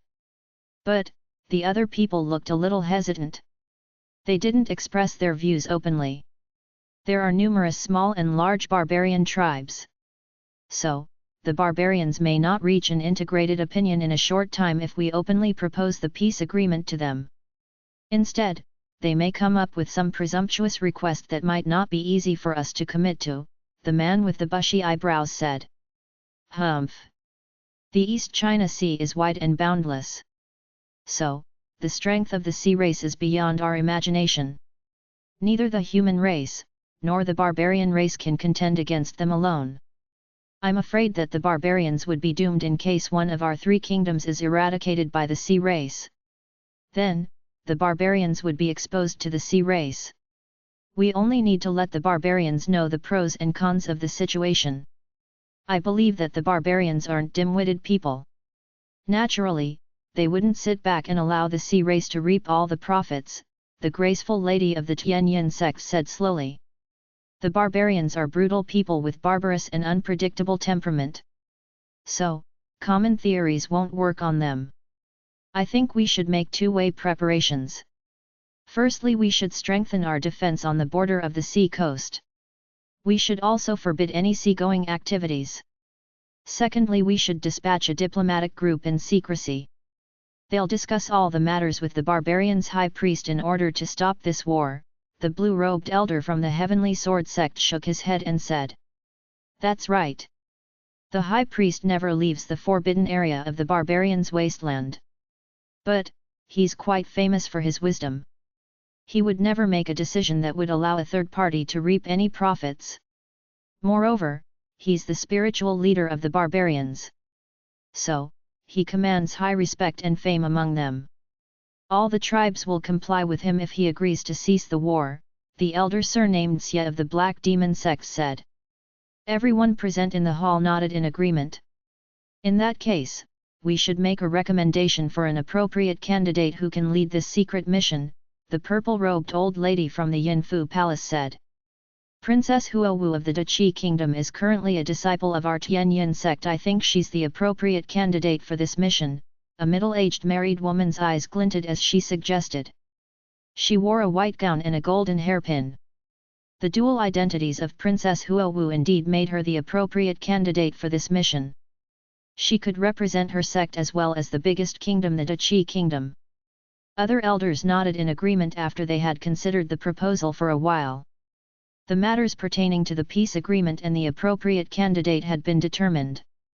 So, the elders began to discuss other issues. They talked about issues like pulling back the front-line battle and sending reinforcements to the coastlines of the East China Sea. The hall was calm for a short while. Then, the heated arguments started to be exchanged once again. The negotiation team quietly departed from the Dachi Kingdom with its leader Princess Huowu 3 days later. The scorching sun was high up in the sky. It was roasting the infinite wasteland underneath. Nothing but rust-colored dry cracks could be seen everywhere on the land. The piece of the barren land had a few clumps of small purple plants growing on them. 1 or 2 small bushes could also be seen. They seemed to be standing upright in a stubborn manner. Some orange-colored rocks could also be seen lying on the ground. They were of different sizes. These rocks seemed to be lying there since several years. It seemed that they had been constantly beaten and abraded by the wind and scorching sun. Myriad crumbs of stones would roll into the air with the gust of wind every now and then. These crumbs would dance against the wind for some time, as if telling it about the bleakness of this place. This desolated land was a true portrayal of the barbarian wasteland.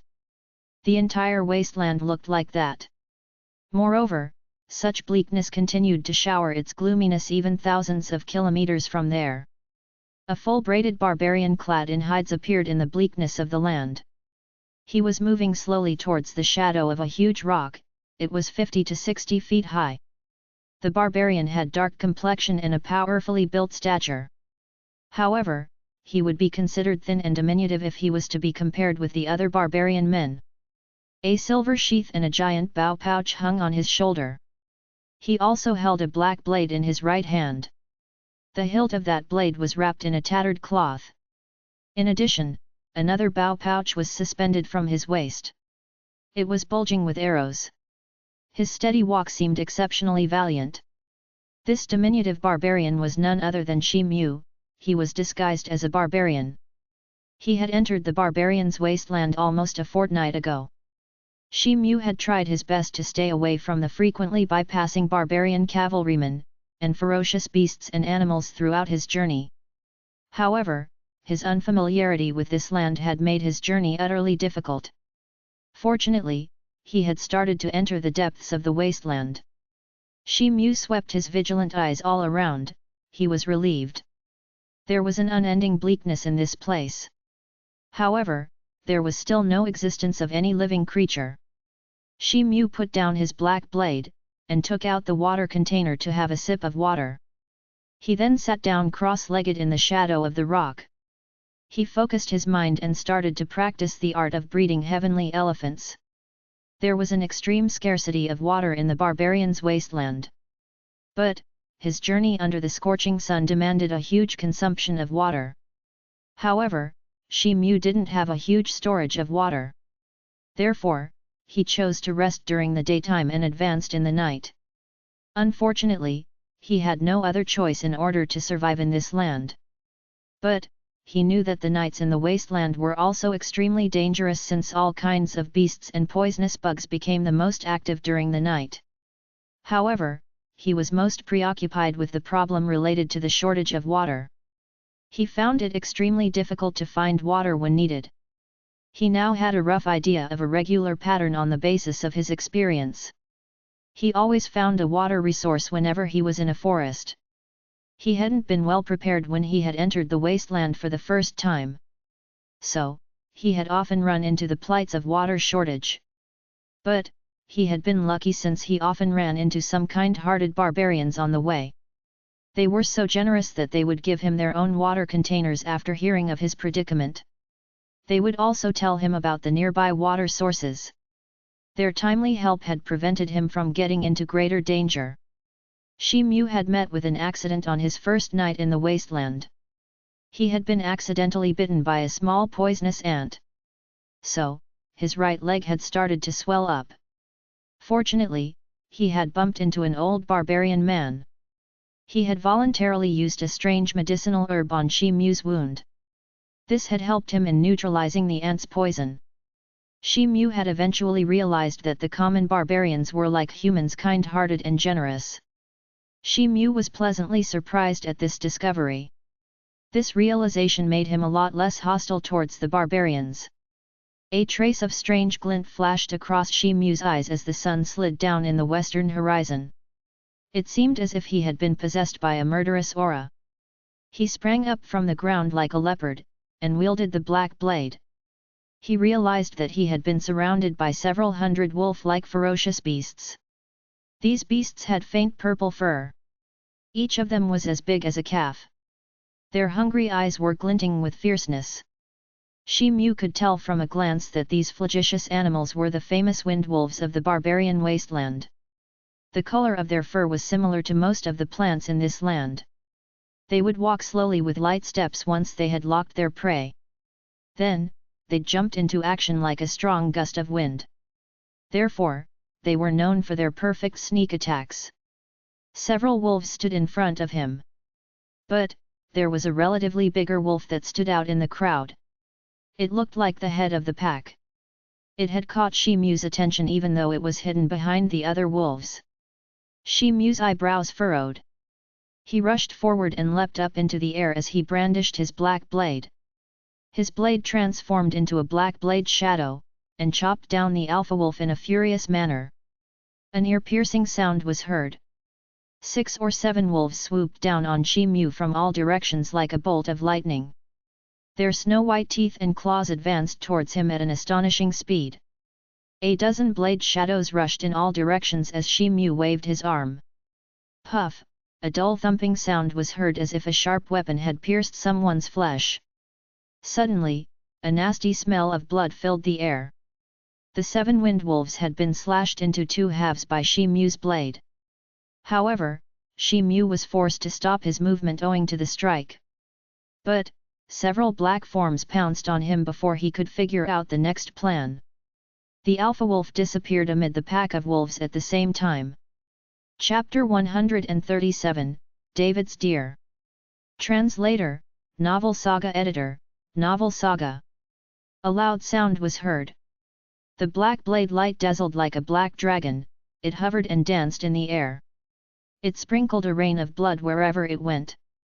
More than a dozen wind wolves were torn into pieces in a couple of breaths' time. The magic power rushed into Shi Mu's hand. Suddenly, raging flames soared on the surface of the black blade. Then, a splendid circle of blade light rippled. More than 10 wind wolves were about to pounce at Shi Mu when they sensed the hot fire wave. They withdrew a few steps backwards. However, the ominous glint in their eyes didn't fade away. And, they weren't retreating either. They stood staring at Shi Mu. Shi Mu looked around. A golden light flashed in his eyes. He spotted the alpha of the wolves, it was hiding among the pack. Suddenly, a flame was shot as he shook his right hand. The flame whistled past the pack of the wolves. Shi Mu went over to his chosen spot. He then ignited the waves of raging flames. The flames engulfed more than 10 wind wolves in the blink of an eye. Aouououououou, a sad and shrill howl of wolves pierced the sky. The cunning alpha wolf became alert. It turned around to run away. But then, the burning flames of the black blade pierced its chest and abdomen. And, the wolf got nailed to the ground. A huge amount of blood started to spurt out of its wounds. Then, its entire body ignited due to the raging flames, and got burnt to ashes. The remaining wolves were startled to see the alpha wolf getting killed. They bent their tails, and started to issue shrill sounds. Then, they started to run away. Shi Mu didn't chase them. He walked a few steps towards the burnt body of the alpha wolf. He then pulled the black blade, and put it back in its sheath. After that, he pulled out the water container from his waist. He then poured the blood from the burnt corpse of the alpha wolf into it. This was a commonly used fetching water technique in the wasteland. Shi Mu sat down. He drank a few mouthfuls of the wolf blood. And took some rest. He waited till after the sky had become completely dark. Then, he set off for his journey. He had arrived at a big hill-sized rock before sunrise. Shi Mu walked all around the huge rock, and found a natural cave. There was 10 feet of space to enter the cave. But, this cave was hidden. Shi Mu lowered his body to make his way into the cave. He then sat down cross-legged, and started to practice the art of breeding heavenly elephants. A sudden sound of horses' hooves was heard after an unknown period of time.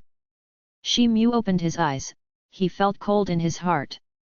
It seemed that the sound of the horses' hooves was approaching in the direction of the cave. Shi Mu turned his head to look through a narrow opening in the wall of the cave. He started to recall the warnings that Feng Li had given to him before he had set off for this journey. His vision flashed. Then, he picked up his black blade, and prepared to jump out of the cave. He was about to step out of the cave when he saw 3 horses, 2 in front and 1 at the back, rushing towards the giant rock at a very high speed. They were about 200 feet away from the cave. 2 barbarians, a man and a woman, were riding the front 2 horses. The horse at the back looked quite strange. It wasn't really a horse. And, no one was riding it.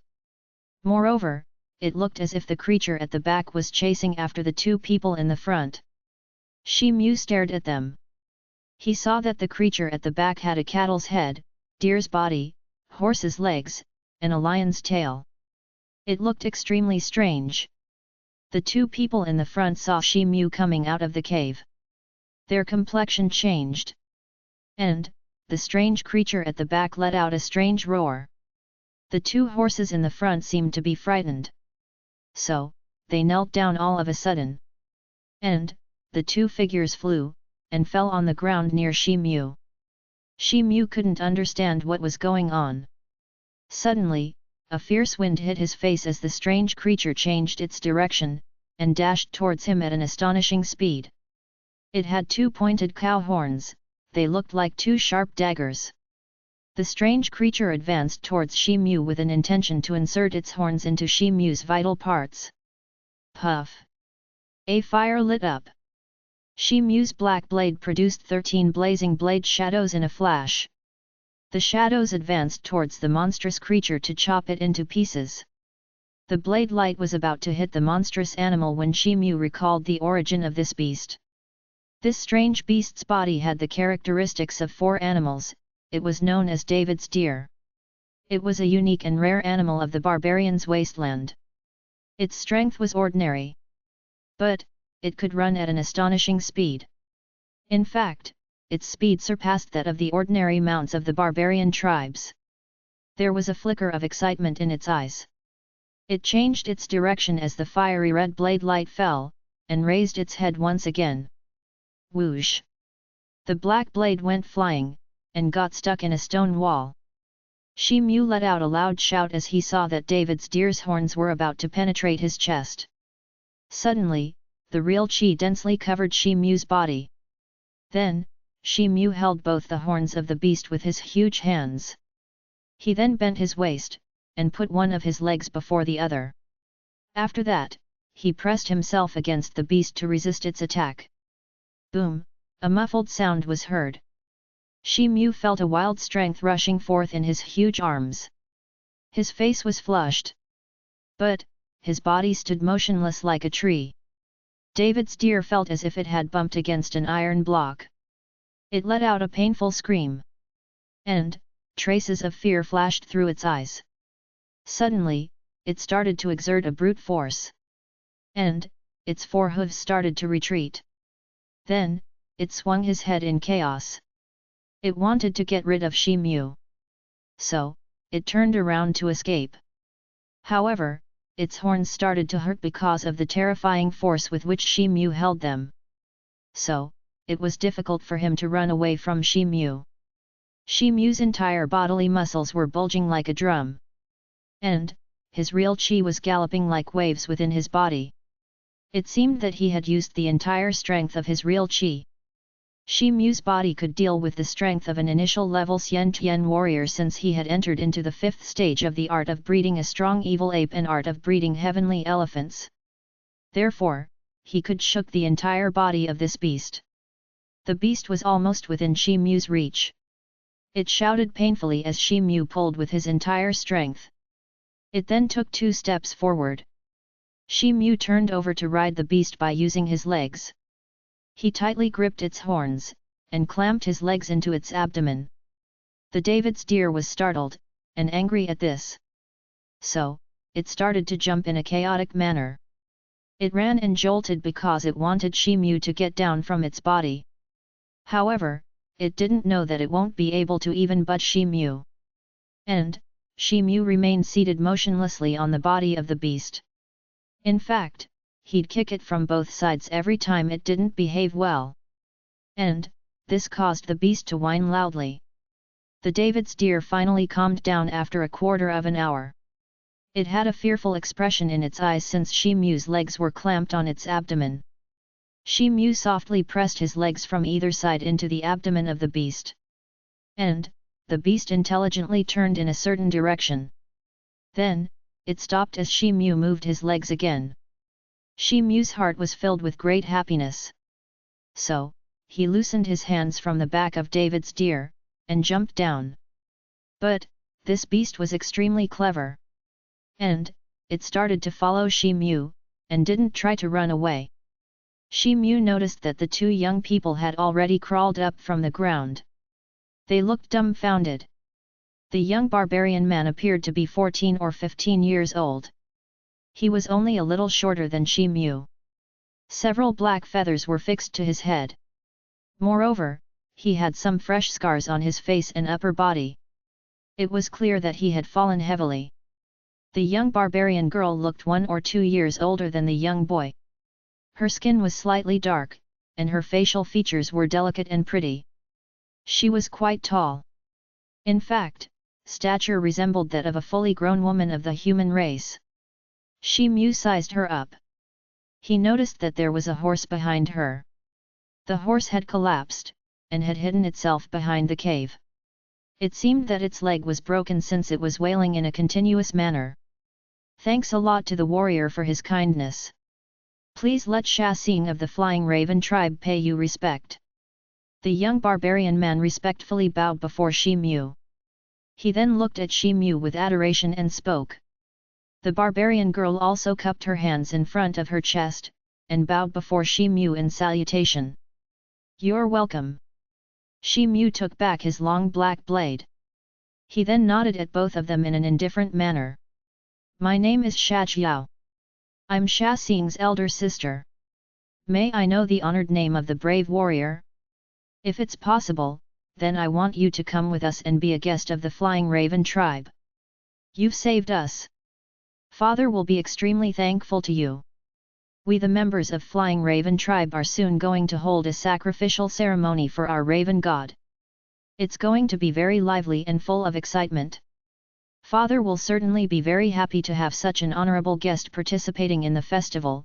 The young barbarian girl looked at Shi Mu and said. Yes, the sacrificial ceremony for the Raven God is indeed very lively. Moreover, our father is personally managing it. The young barbarian man's eyes lit up with pride as he spoke about his father.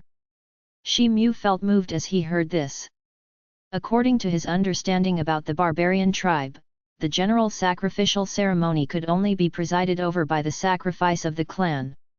There was no way that he could understand all the mysteries that surrounded the barbarian's totem technique. Coincidentally, he had rescued the children of a tribe that was soon going to hold a sacrificial ceremony. My name is Shi Mu.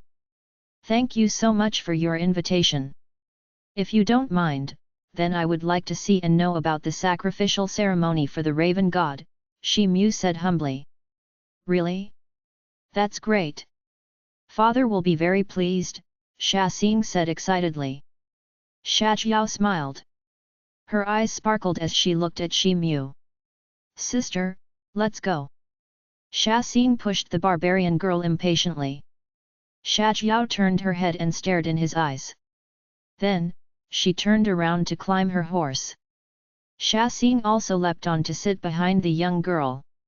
The young girl pushed aside the horse's head. Then, they started to advance in the northeast direction. Shi Mu rode on the David's deer. He gently pushed his legs into its abdomen. Surprisingly, the beast easily understood Shi Mu's instructions. Then, it started to walk alongside the horse. Sha Jiao, how come you were being chased by this David's deer? Shi Mu asked in a curious manner. Because of Sha Xing. He forced me to accompany him on hunting today. He said that this beast's fresh meat was important for the sacrifice to the gods. I don't know where this David's deer came from. The trap that we arranged not only failed to trap it, but also made it angry. And, we almost lost our lives, Sha Jiao said. She then turned her head to look at Sha Xing in an angry manner. Sha Xing lowered his head in embarrassment. He didn't dare to say anything. Shi Mu wasn't much older than these young barbarians. So, the three of them advanced forward while chatting with each other.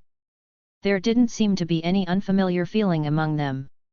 They continued to move for an hour. Then, they saw a long and thin brook at a distance.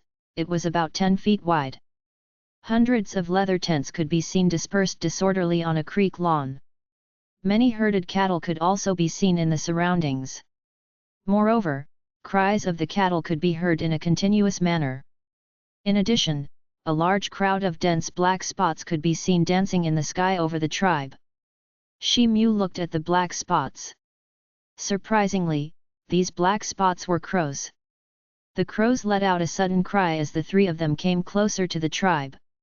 Then they launched themselves like arrows towards the three youths with a very fast speed. Shi Mu tightened his grip on his black blade. However, he loosened it the next moment. He noticed that Sha Xing and Sha Jiao had already whipped their horses to rush forward. And he saw that the crows had started to revolve over Sha Xing and Sha Jiao. But they looked exceptionally intimidating. Suddenly, Shi Mu realized something. It seemed as if these crows belonged to their father. This tribe offered the sacrifices of fierce beasts in the sacrificial ceremony to their raven god. Shi Mu had talked with these young barbarians, and had come to know that the Flying Raven tribe was an extremely small tribe. So, it only had a population of 300 to 400 people. Moreover, there were only 3 totem warriors in the tribe, including the Sha Xing and Sha Jiao's father, who was managing the sacrificial ceremony. Chapter 138, Peaceful Barbarians and Vicious Barbarians. Translator, Novel Saga Editor, Novel Saga. The central place of the tribe was open and wide. An altar with a radius of 30 feet had been fastened in the place. The entire altar was built with some kind of a giant black stone.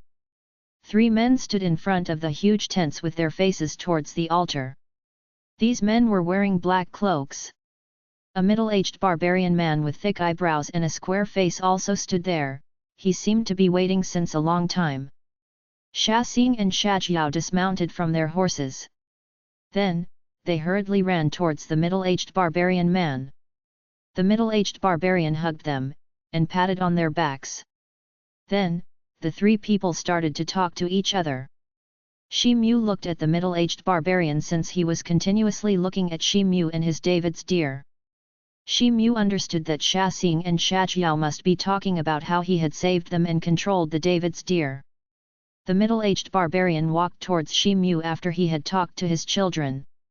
He then sized him up with a smile on his face. Suddenly, his expressions changed. However, he quickly resumed his normal expressions. I'm the chief of the Flying Raven tribe. I respect the brave warrior. Thank you for saving my children. The middle-aged man placed a hand on his chest and bowed sincerely in front of Shi Mu. Shi Mu had chatted with Sha Xing and Sha Jiao on their way here, and had already found out that Sha Lang was the chief of this small tribe. He also offered sacrifices to the gods in the sacrificial ceremony. Moreover, he was one of the 3 totem warriors of this tribe.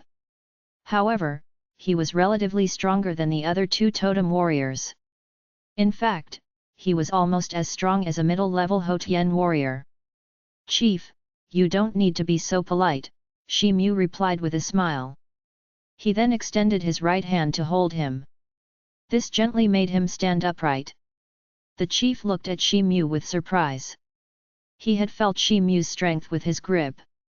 And he couldn't ignore the strength that had been transmitted by Shi Mu's body. It was clear that Sha Xing wasn't lying when he talked about Shi Mu's extraordinary strength. Warrior Shi Mu, I don't know what mission has brought you to this place.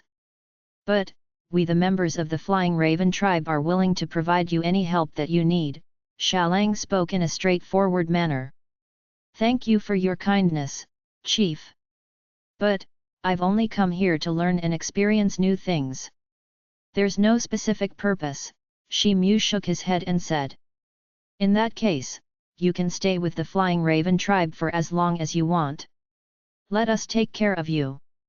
Sha Lang smiled. Then, his eyes fell at Shi Mu's dirty clothes.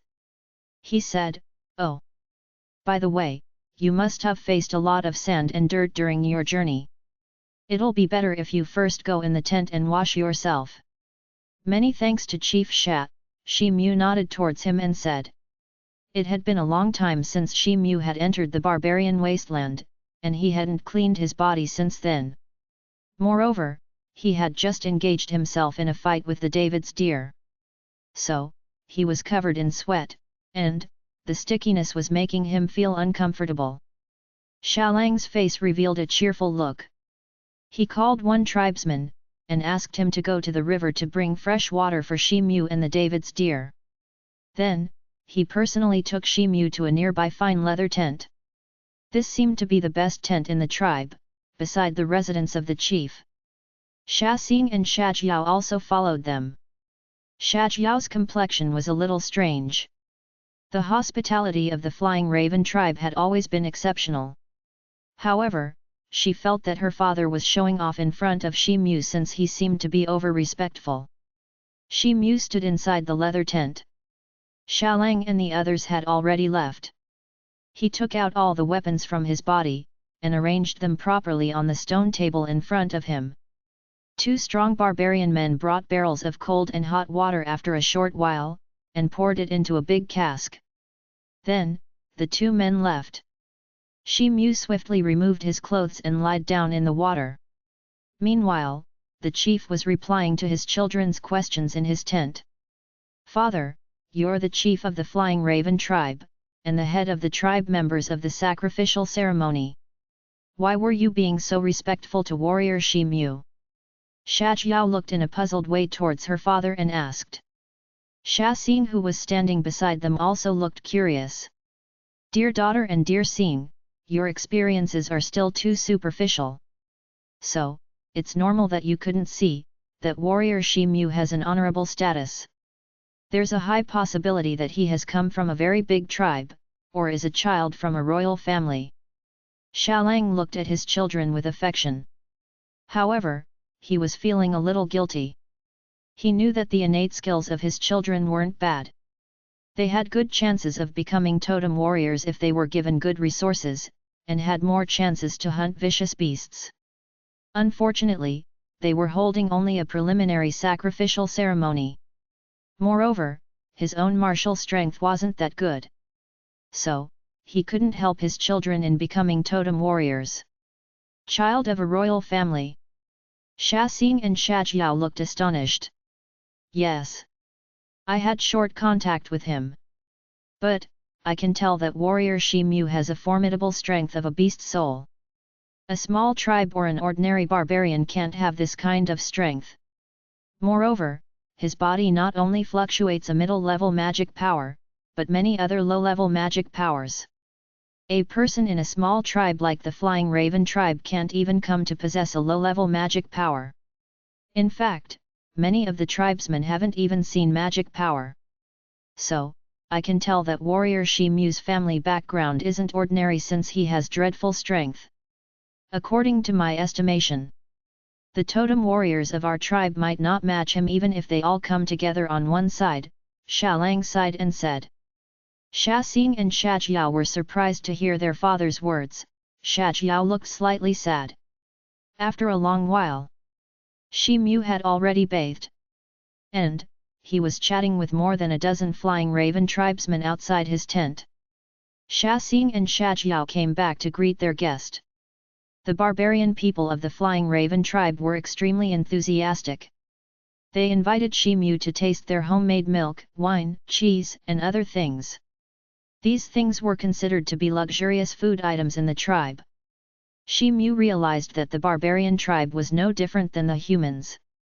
It made him see their good and honest side. Shi Mu wanted to take this opportunity to learn about the ways to survive in this wasteland. So, he intentionally insisted on discussing about the places he was interested in going to. He learned ways to seek the sources of water, and some skills to deal with poisonous insects and ominous beasts. However, he taught these barbarian men to catch fish in return. He used to be a seashore fisherman as a young boy. So, he was very proficient in catching fish. He used only a few simple tools to catch a lot of fish and shrimp from the other side of the brook. This rare delicacy in the river made him wish to live by the water.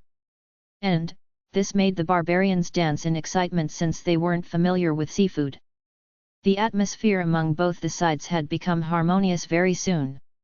The same evening, inside Sha Lang's huge tent, a fat sheep was being roasted. The entire tent was being flooded with a delicious aroma. Sha Lang sat on the seat of honor in the middle of the huge tent. And, he had a smile on his face. Shi Mu sat on the left of Sha Jiao and her younger brother. They were chatting and eating while inclining towards their right. Two barbarian men of around 30 years of age sat opposite Shi Mu. They were eating and drinking alcohol. Shi Mu looked at the two barbarian men before him as he took a bite from the mutton. One of them had golden curly hair, the other once was a standard barbarian man with braided hair. He was wearing a golden ring in his right ear. His open chest had a mark of a ferocious black crow. There were only 2 totem warriors in the Flying Raven tribe, besides the chief. And, they only had the strength of an initial level Hotian warrior. Shi Mu had discovered a new fact during the afternoon conversation with the barbarian men.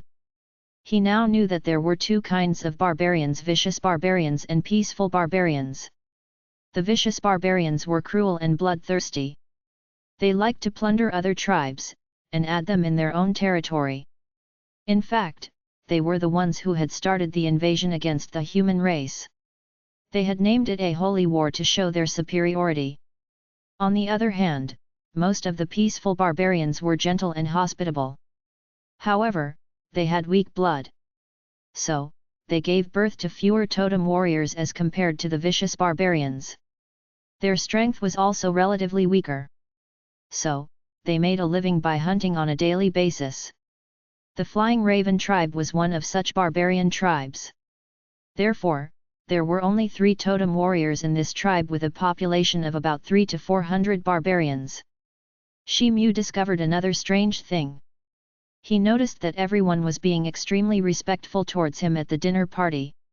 Even Shajiao and her younger brother seemed to be extremely cautious while talking to him. However, Shi Mu didn't intend to stay in the tribe for long. So, he didn't take it seriously. Shi Mu had been thinking about the fierce snake tribe. He didn't know a way to start a conversation about that. So, he seemed to be in a foul mood. Everyone had eaten and drunk to their heart's content. Xiaolang clapped his hands. A group of 10 barbarian women came walking in a line. They then started to dance on a monotonous drumbeat, and added more fun to the party. Chief Shat, are the totems drawn on these clothes the same as those black crows that I saw earlier? Shi Mu looked at the black crow totem on the aprons of the dancing barbarian women and asked. Yes. It's true in a way. These crows are considered to be low-level vicious beasts in the wasteland. But, they are large in numbers. They not only swoop down with lightning speed, but their beaks are also sharp like swords. They can even defeat an ordinary totem warrior if they're in large numbers. Xiaolang nodded and replied with confidence. These crows were indeed mystical. But, Shi Mu realized that they could only deal with a few Hotian warriors of the beginner level, that too if they were in huge numbers. Is it possible that your tribe's totem wasn't a crow in the past? Shi Mu's eyes flashed. A number of opinions had started to form inside his mind as he listened to the chief.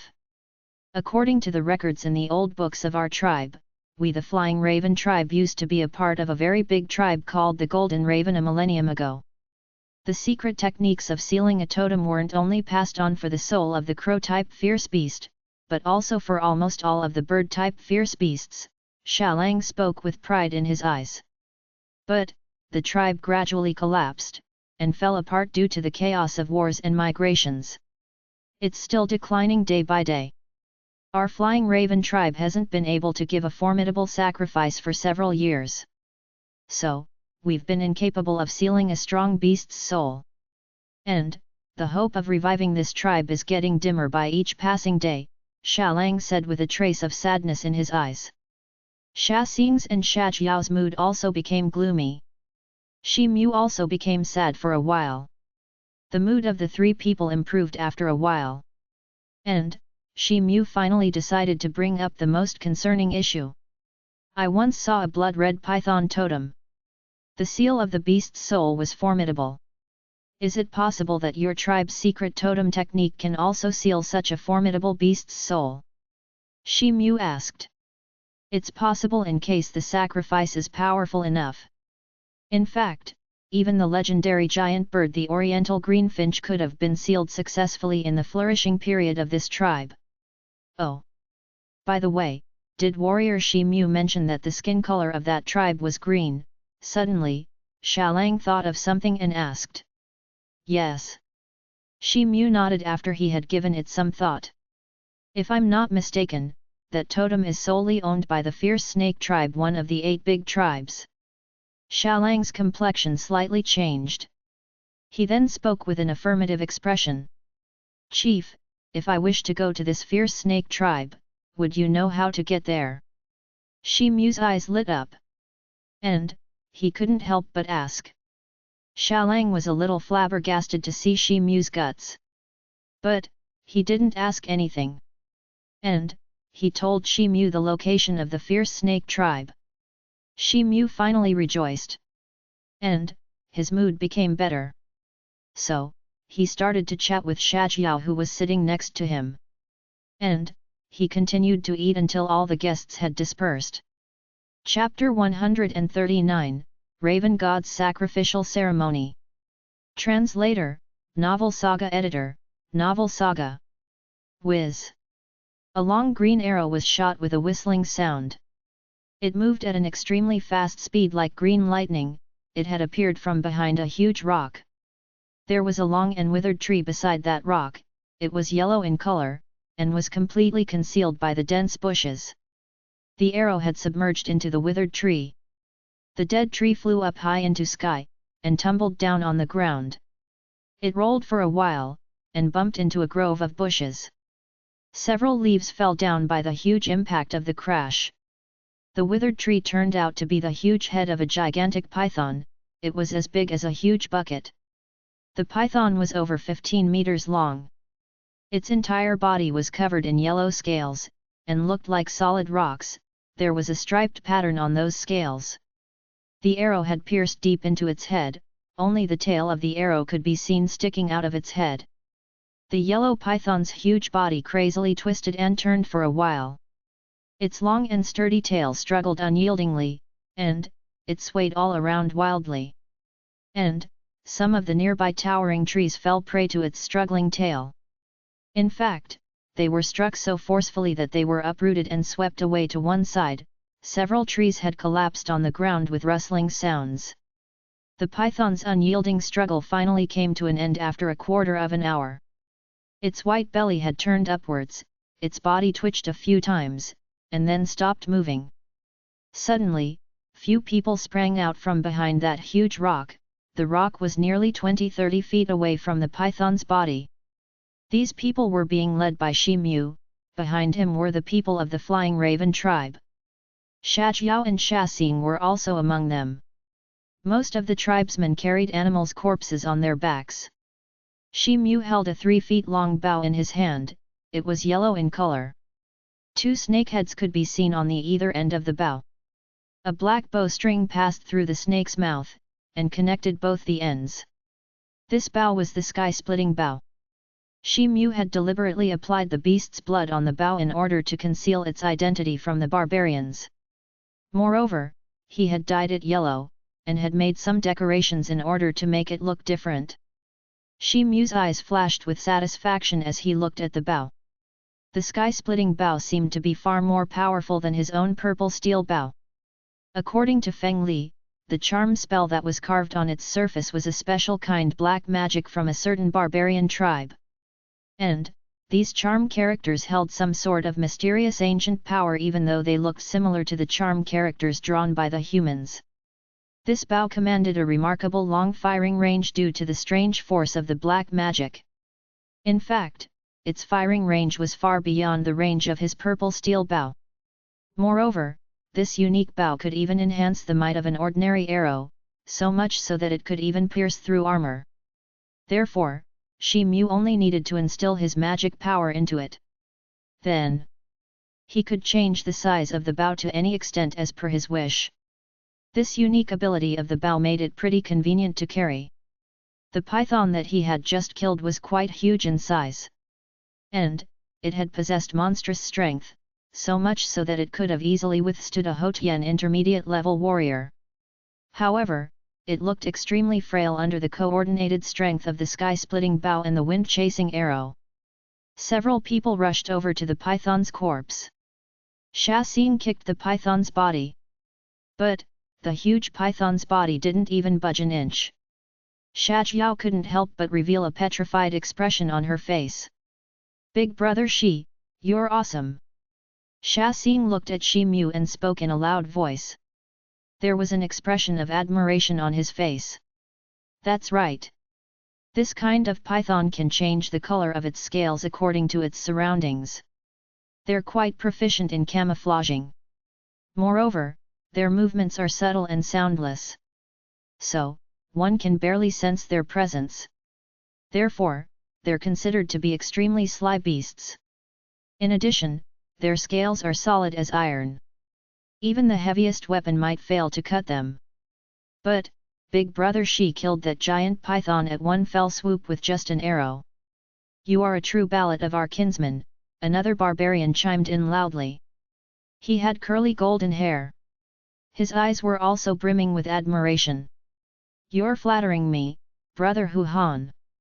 I could only kill this python because of my powerful weapon," Shi Mu smiled and said.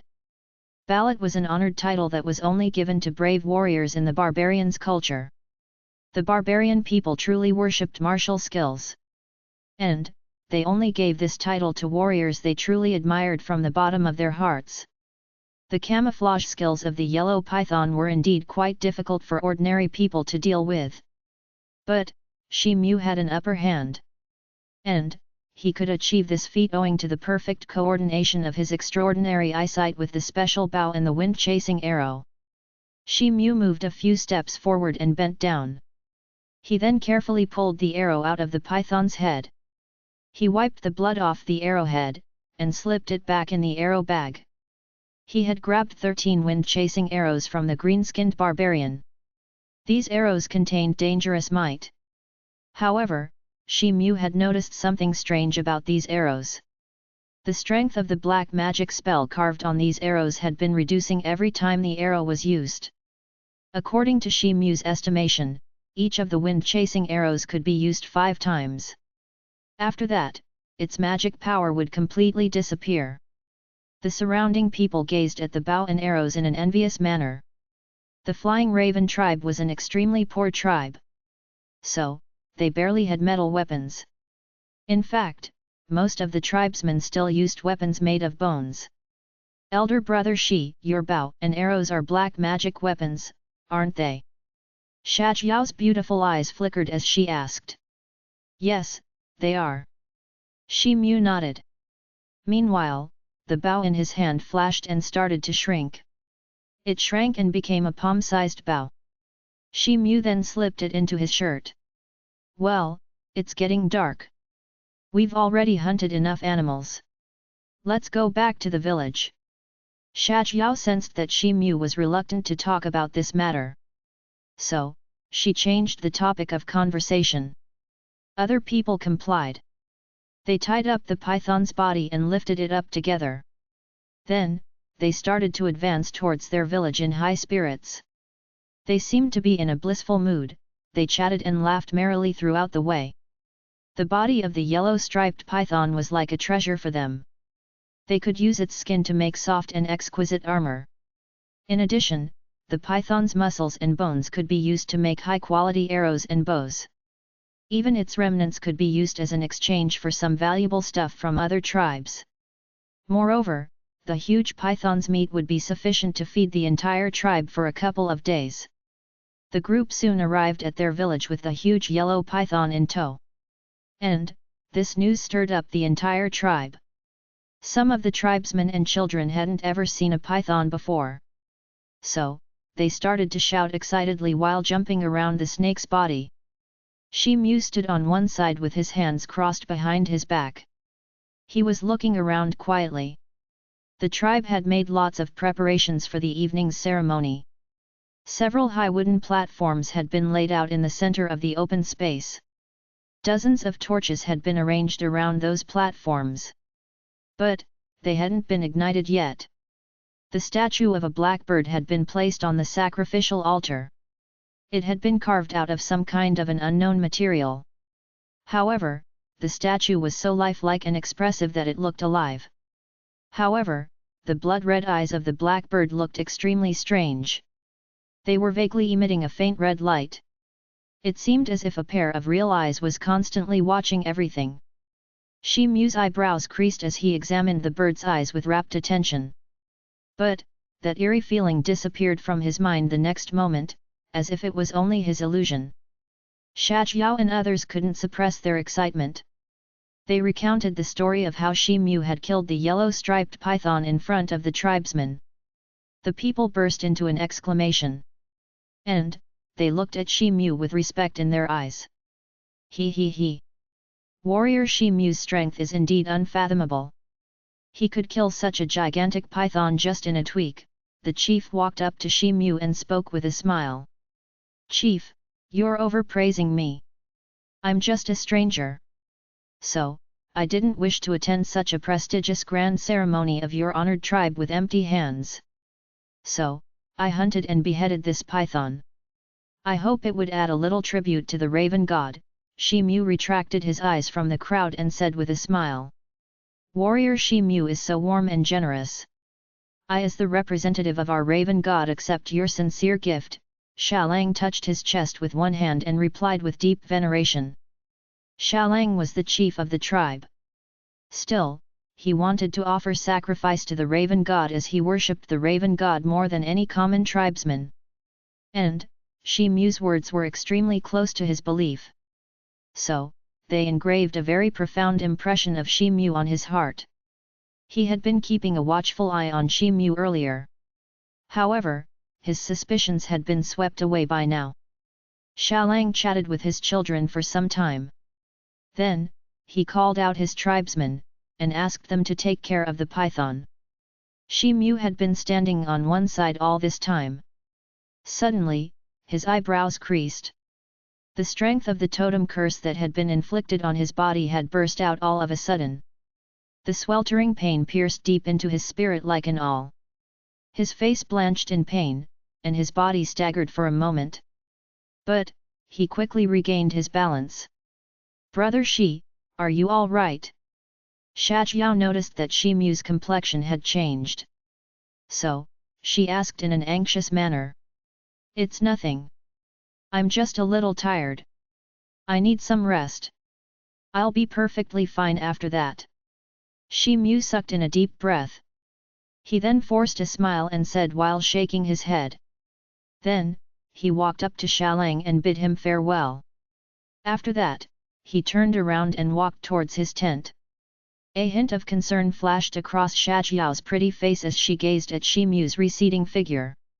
Shi Mu hastily took off his clothes as soon as he returned into his tent in order to examine his chest. He saw that the huge snake's totem on his chest was exuding a faint red light. It seemed as if blood was flowing out of his chest. Shi Mu's face became pale as he saw this. The eternally doomed soul spell had finally started to corrode his spirit. Shi Mu took a long and deep breath. He then fished out a green jade bottle from his bosom. It was a gourd-shaped bottle, and was as big as a clenched fist. He pulled its lid and carefully poured its content on his palm. A thick and transparent light blue liquid flowed out of it.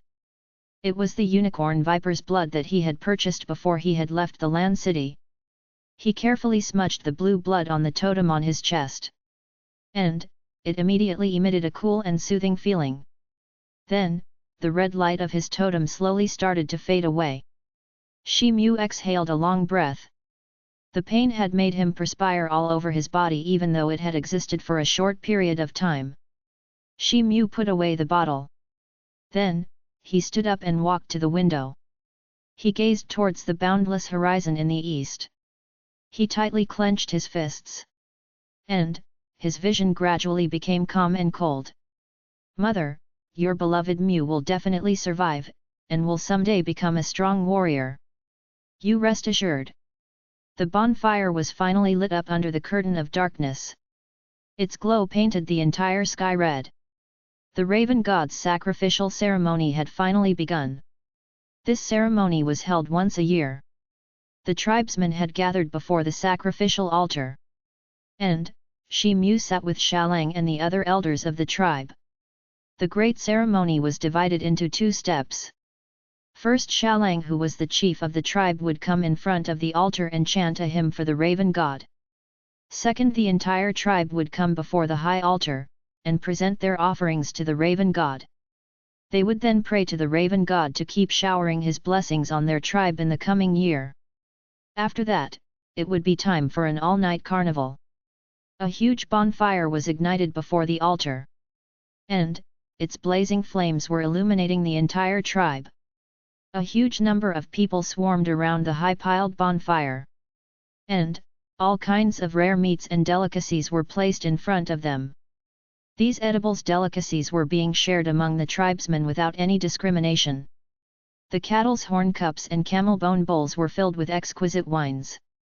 A crisp and melodious sound of 12-stringed musical weapons was making the atmosphere extremely pleasing.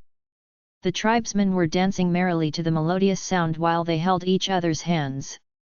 Their chorus song sounded extremely warm and soothing to the heart. Warrior Shimu. Please. Shalang filled a bowl with wine and passed it over to Shimu. Shimu revealed a faint smile as he accepted it. He then raised his head and gulped it down. The wine made by the barbarian people was far inferior to the high-quality wine of the human race. But, this wine was made from the yellow-striped python's gallbladder that they had hunted. Therefore, it had a peculiar yet pleasant fragrance that made it quite delectable. Nice wine. Shimu put down the camel bone bowl. He then exclaimed loudly as he stroked his knees. Warrior Shimu is being formal. You've been to various sections of the society. So, how can you like this poor wine of a small tribe? Shalang said in a humble manner. However, the gleam of happiness in his eyes had grown brighter after hearing Shimu's words. The chief is being modest. The strong aromatic flavor of your honored tribe's wine is to my liking. Besides, it has a unique flavor, probably due to the python's gallbladder that has been blended into it. I've never tasted a better wine, Shimu laughed and said.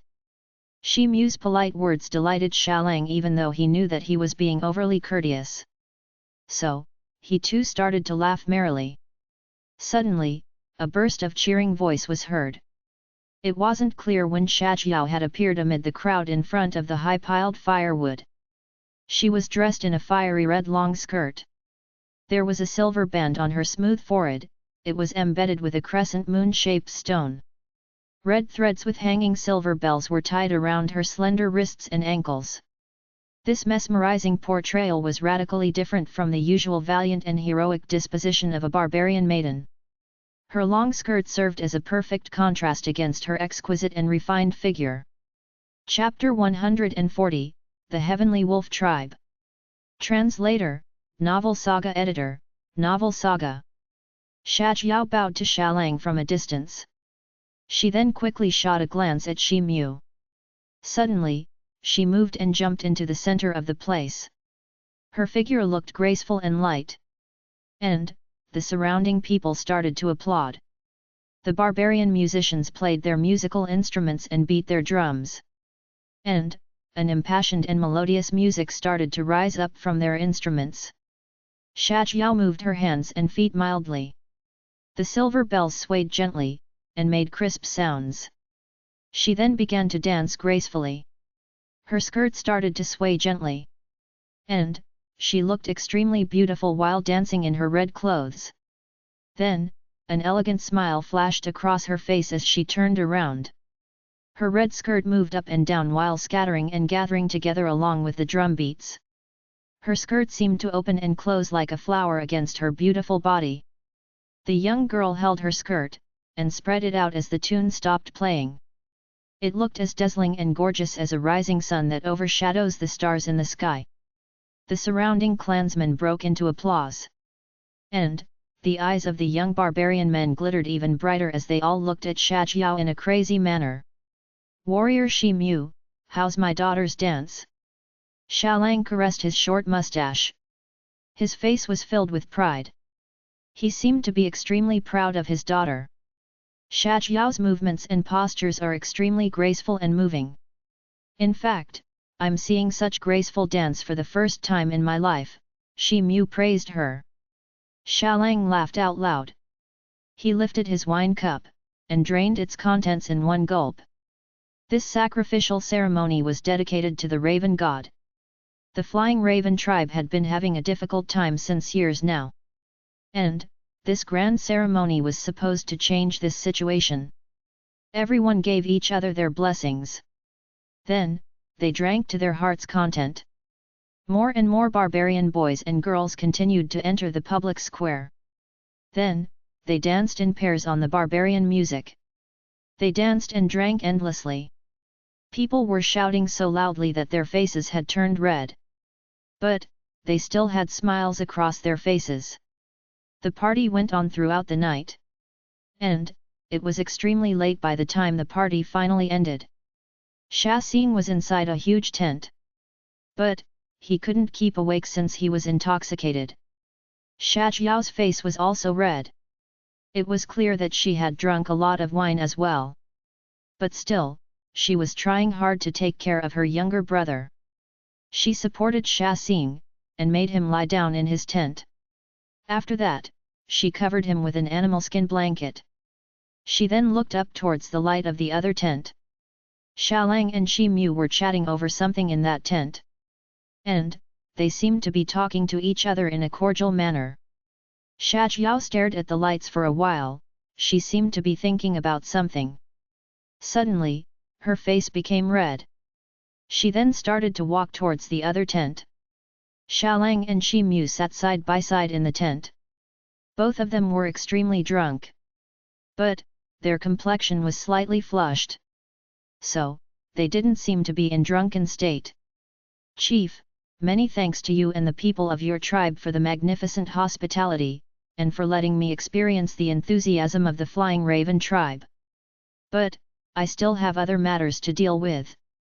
So, allow me to leave tomorrow. I've come here to say goodbye to you, Shi Mu expressed in a straightforward manner after they had chatted for a while. Warrior Shi Mu, I can tell that you aren't a person of ordinary status. So, you must be extremely busy. Otherwise, I would have urged you to stay a little longer. Oh! By the way, aren't you supposed to go to the fierce snake tribe? Xiaolang didn't react. However, he sighed and asked. Shi Mu nodded. The fierce snake tribe is nearly 500 kilometers from our tribe. Apart from this, you'll have to cross 15 kilometers of the black soil of the Gobi Desert. Gobi is a very wide area. It would take minimum 3 days to cross even if a person is extremely tall. Besides, you'll come across several poisonous sand scorpions, and it is impossible to defend against them in an effective manner, Xiaolang said. However, those sand scorpions are afraid of the fragrance of the roebuck beasts. So, the scorpions stay away from their smell. Those roebucks have a certain kind of smell on their bodies that keeps those scorpions away from them. The male roebuck carries a fragrant pearl inside its body, and it has a peculiar fragrance. I'll ask Jiao to take you for hunting tomorrow, Xiaolang thought for a while and said. Thanks a lot, Chief. Shi Mu felt warm in his heart. So, he thanked Xiaolang. Suddenly, a crashing sound was heard from outside the tent. Jiao, is it you? Come in. Xiaolang turned his head to look at the door. And, his brows wrinkled. He then spoke up. Sha Jiao's complexion was pale as she pulled the curtains open. She then came in with a tray in her hands. A pot of hot tea and 2 teacups were placed on the tray. But there were a few stains of spilled liquid on the tray. Sha Jiao's hands were also red. Father, brother Shi, this is special chestnut bubble tea. It's very effective in dissipating the effect of alcohol. Sha Jiao placed the tray on the table. She then shot a glance at Shi Mu, but withdrew it quickly. Xiaolang wrinkled his brows, but didn't say anything. Shi Mu exclaimed. However, he didn't drink the tea. He chatted some more. Then, he got up and bid his goodbye. The next day, Shi Mu had just got out of the bed when he heard a knock on his door. He opened the door, and saw several people standing outside. Sha Jiao, Sha Xing and 10 other young barbarian men stood there. Brother Shi, father has told us about your matter. The number of fragrant roebucks has been reduced these days due to large climate change in the wasteland. So, it's not easy to catch a male fragrant roebuck beast. So, we all will come and help you find one. Sha Jiao's tone didn't sound casual. It's time for us to see off Brother Shi, Sha Xing laughed foolishly and said. Shi Mu stared blankly at the faces of the simple and honest barbarians who stood in front of him. Then, he started to recollect the magnificent hospitality that he had received in the last 2 days. And, a complicated and hard-to-describe feeling emerged in his heart. Well, thanks a lot to everyone, he smiled and spoke as he accepted the offer. A few people made a little preparation. Then, they left for a distant place. Xiaolang and the tall man with golden curly hair stood side by side on the high platform. They looked at the group of young people as they disappeared into the horizon. I think Jiao has a favorable impression of this Shi Mu. Why didn't you try to urge him to stay in the tribe? The big blonde person withdrew his gaze and asked. Xiaolang forced a smile and shook his head. He then replied, it's not that I don't want to, but this is impossible. This Shi Mu isn't an ordinary person, his body has consummate skills. Maybe, he's a member of a very big tribe. Why would he stay with us in such a small place? Then, why did you ask Jiao to accompany him to go for hunting the fragrant roebuck beast? Wouldn't it make Jiao feel sadder afterwards? The big blonde man was quite puzzled. Don't worry. Jiao's nature is so firm that it would surpass any man in this tribe. So, she can handle it properly, Xiaolang sighed and responded. The holy war has been going on for several years. But, the big tribes don't seem to have any benefit out of this. The man with blonde hair changed the topic of conversation and said. Wars can only bring death and sorrow. No one can win the slightest amount of joy or happiness out of wars. Xiaolang gazed into the distant horizon. It was clear that he wasn't in the favor of the holy war that was being carried out by the barbarian people. Yes, some vicious barbarians have been recently spotted scouting the area close the tribe's territory. We need to pay attention to this. The crazy wolf is sometimes more dreadful than the fierce tiger, the big blonde man thought of something and said. Well, I'll warn the clansmen to be careful when they go out. I'll tell them not to provoke them in any manner. Xiaolang wrinkled his brows and nodded. They chatted for a moment. Then, they proceeded to walk down from the high platform. Suddenly, a cloud of dust that had started to rise from a distant place attracted their attention. It seemed as if a smoke dragon was coming straight towards their tribe. That is, the big man with curly blonde hair shivered as a bad feeling started to rise in his heart. Xiaolang gazed into the distance. His eyes could see far beyond the big blonde man's eyes. He quickly understood that 10 fighter wolves were coming towards them. Moreover, several foot soldiers were following after them. They were holding hunting banners that were swaying in the direction of the wind. And a fierce wolf was imprinted in black on the banners. Oh no! People of the heavenly wolf tribe! Xiaolang uttered in a heavy voice. The big blonde man's complexion changed as he heard this. Hu Han, quickly gather the clansmen. I'm afraid they've come with bad intentions. Xiaolang's complexion became solemn. And, he spoke in a heavy voice. The big blonde man responded at once, and jumped down from the high platform. A burst of rushing and muddling sounds could be heard from inside the tribe along with the rise of a loud sound of the bugle horn. The grown-up men of the tribe had already gathered outside after a short while, they had weapons in their hands. There were around 150 men. But, they rarely had iron weapons, and most of their weapons were made up of either bones or rock like rock axes and rock spears. The smoke and dust from the distance came nearer with each passing moment. More than 20 barbarian soldiers in the front were riding on fighter wolves. The lofty wolves let out a loud howl. Then, they stopped outside the tribe. Hundreds of barbarian soldiers also came after them. And, they all stared at the members of the Flying Raven tribe with malicious intentions. The bodies of the 20 men who had been riding the fighter wolves sent out fluctuations of totem energy like those of totem warriors. Xiaolang stood in front of the crowd of the flying raven tribe. But, his complexion became unsightly as he saw the scene in front of his eyes.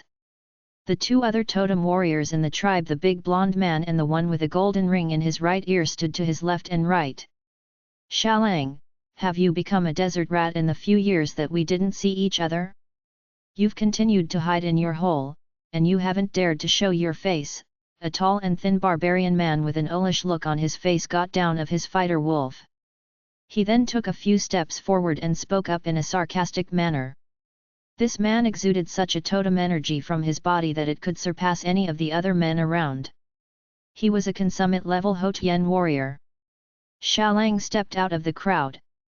Then, he wielded a black wooden cane in his hand and said, "Fei Du, why have you come to our flying raven tribe?" The tall and thin barbarian man sized Xiaolang up. He then sneered twice and said slowly, "I don't feel like talking nonsense to you people. To tell you the truth, we the members of the Heavenly Wolf tribe take orders from the High Priest to deal with the despicable human race on the battlefront. So, I've come here to take 20 buckets of best food items, 10 jars of wine, and 10 fine horses from your tribe in the name of holy war." The clansmen of the Flying Raven tribe started to boil in anger. Then, they moved their weapons in their hands, and issued a sky-shaking roar. The Flying Raven tribe wasn't rich. In fact, they were living in poverty. The things demanded by the Heavenly Wolf tribe were the entirety of their tribe's savings. "You vicious barbarians have initiated the so-called Holy War. We peaceful barbarians have nothing to do with it. We peaceful barbarians don't get any share in the things that you plunder.